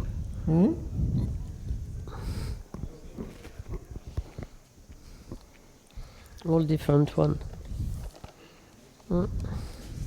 Ja, Michèle kauft es selber, das geht auch. Genau. You can as well. No, because he couldn't see, so Yeah, you can as I well helped him to see. help with the auction. That's no problem. You're allowed to buy, although you have many memories still at home, probably. Beginnen wir bei 50. Gut. Ich nehme jetzt das von Frank nicht als Bewegung wahr, gell? Gut, nur dass wir geklärt haben. 50, der Herr vorne auf der linken Seite. Vielen Dank. Sie haben sicher noch einen DVD-Player zu Hause, sonst können wir den danach auch noch ersteigen. Ich bin sicher, Martin Jagdi hat irgendeinen in seinem Gebäude hier, den er für einen guten Zweck versteigern würde. Also, falls jemand keinen hat, kriegt er dann den DVD-Player auch. Also, wir sind bei 50. Wir haben 60, der mysteriöse Mann mit der Kappe da hinten, sehr gerne, danke. Wir sind bei 70, vorne links wieder. 80, der junge, gut aussehende Herr in der hintersten Reihe. Ja, jetzt hast du schon bewegt, 80 Stotzen, so ist es halt, weißt du. Das ist mir jetzt eigentlich gleich. Schau, 90 hätte ich gerettet, siehst du, hast du wieder Glück gehabt, wenn du dich nochmals bewegt, sind es 200 bei dir. Gut, wo waren wir? 80, 90, 90, machen wir die 100 voll, 100 voll, sehr schön. Dann schlagen wir ein für die 100. Sie haben oft mitgeboten, gratuliere, Ihr Name ist? Schneider, gut, vielen Dank. Dann haben wir eine DVD Quattro, Sieg einer Idee, mit den ganzen Motorsportgeschichten über die Rallye, IMSA, Rennen. 65 Minuten aus dem Jahr 2004. Gut, Start bei 50. Ja. Ist schon signiert oder wird noch signiert? Ist schon signiert. Gut, also Foto mit Michèle Mouton ist 20 extra dann, aber wir starten mal bei 50 für die DVD. Alle hoch, die einen DVD-Player zu Hause haben. Das ist wieder dabei, oder vielleicht spricht er auch, wir wissen es nicht, aber gut, klasse. Es wären eigentlich 200 jetzt bei dir, gell? Gut, wir starten wieder bei 50. Wer möchte sich dieses Sammlerstück sichern? Ja, Sie haben schon ein wenig da haben wir schon hochgeschossen, vorne links. Möchte jemand mitgehen mit 60? Gut, da müssen alle auf die Toilette, dann schlagen wir da gleich zu. Gut. Ihr Name? Nauti. Vielen Dank. Gut, dann sollen wir das Grosse holen, oder? Ja, holen wir das Grosse. Ja. Also gut. Jetzt kommt der heilige Gral, wie man so schön sagt. Es ist ein großes Poster, 1982. Es ist ein Original, keine Kopie, keine Fälschung, kein Remake, auch keine Neuauflage. Es ist wirklich Vintage, 43 Jahre alt. Das Plakat feiert den Gewinn von Audi 1982 bei den Rallye Acropolis, Portugal, Brasilien mit der Siegfahrerin Michèle Mouton, mit Beifahrerin Patricia Pons. Dann ist drauf der Sanremo-Sieg durch Stig Blomqvist mit Beifahrer Björn Sederberg, sowie den Sieg von Hannu Mikkola und Arne Herz bei der RAC Rallye im legendären Quattro. Dieses sehr seltene, originale Poster wurde nie im Verkauf angeboten. Ich habe das seinerzeit, nach jeder Rallye hat Audi Sport aus Ingolstadt eine wunderbare Rolle verschickt an die bei ihnen akkreditierten Journalisten. Und auch dieses Poster wurde in einer Rolle ohne Tageslichtbestrahlung aufbewahrt. und wurde jetzt für diesen Legendentreff professionell gerahmt. Es ist ein Aluminiumrahmen genau auf das Format. Es ist mit die dreifache Entspiegelung des Glases, also mit einem Spezialpreis von 300 Franken nur für den Rahmen, der wurde mir so gegeben, 300, nur für den Rahmen. Also das Bild ist genial, weil es wirklich die Geschichte des 1982er Weltmeistertitels mit jedem Bild aufzeigt, ist original signiert. Und Sie sehen, er trägt es mit weißen Handschuhen, damit es wirklich mint ist, wie Sie es ersteigen können. There are not so many, yeah, of those one. Not many, not many. No. Yeah. No. War sehr. Even myself, I don't have this one. Yeah. You can as well join the auction. No, it's pity I sign it, so yeah. now I can. Beginnen wir bei 350, dann ist der Rahmen bezahlt und das Poster für 50. Gut, fairer Preis. Wer möchte da einsteigen? Ja, der Herr mit der Mütze hinten, vielen Dank, 350. Sie müssen sich nicht beeilen, er kann das Stunden so hochhalten, ist kein Problem. Ist kein Problem. Das ist übrigens Marco Mele, wo Sie danach die Sachen abhöhlen kann. Muss schnell ein bisschen runter, dass Sie dich sehen. Genau, da kann man, bei ihm kann man die leisen. Bei ihm kann man unter der Woche die leisen Fahrzeuge kaufen zum Einkaufen in der Stadt. Dass wir auch über das Elektrische gesprochen haben. Und auch für das Wochenende verkauft er auch laute Fahrzeuge ohne jegliche elektronische Unterstützung. Gut, wir sind bei 350 für dieses Unikat, das Sie hier sehen, speziell zusammengestellt und unterschrieben von Michèle Mouton. Alle, die die Kräfte jetzt gespart haben für diese letzte Auktion, die wir machen, die dürften jetzt all out gehen und hochstrecken. Muss ich nochmals fragen, wenn er Audi Quattro hat, dann strecken wieder nur 2 auf. Also, wir sind bei 360, wir machen auch hier die kleinen Schritte, vielen Dank. 370, die Dame in der zweiten Reihe. 370, wer geht mit für das Unikat? Gut, den Rahmen, vielleicht können Sie den separat versteigern, notfalls 380, der Herr da hinten, wenn Sie das passende Poster dazu finden. 380, wer geht mit? Höre ich 390? Die Dame, möchten Sie das im Büro aufhängen? 390, ich zähle jetzt nur einmal, ich nehme an, ihr gehört zusammen, hoffe ich, kann auch hochgehen. Gut, 390, haben Sie gewunken? Ja, 400, der Herr hinten in der Mitte, höre ich 410, 420, höre ich 430, möchte jemand für 430 zuschlagen und das fixieren? 430, gut, möchte noch jemand mitgehen oder nein? Sehr schön, dann können wir das bei uns im Büro aufhängen, dann sieht das gut aus. 430 von Foti Konstantin, der einen großen Teil dieses Abends heute Abend für uns alle möglich gemacht hat und auch, dass die Synapsis einen schönen Betrag erhält und weiter forschen kann.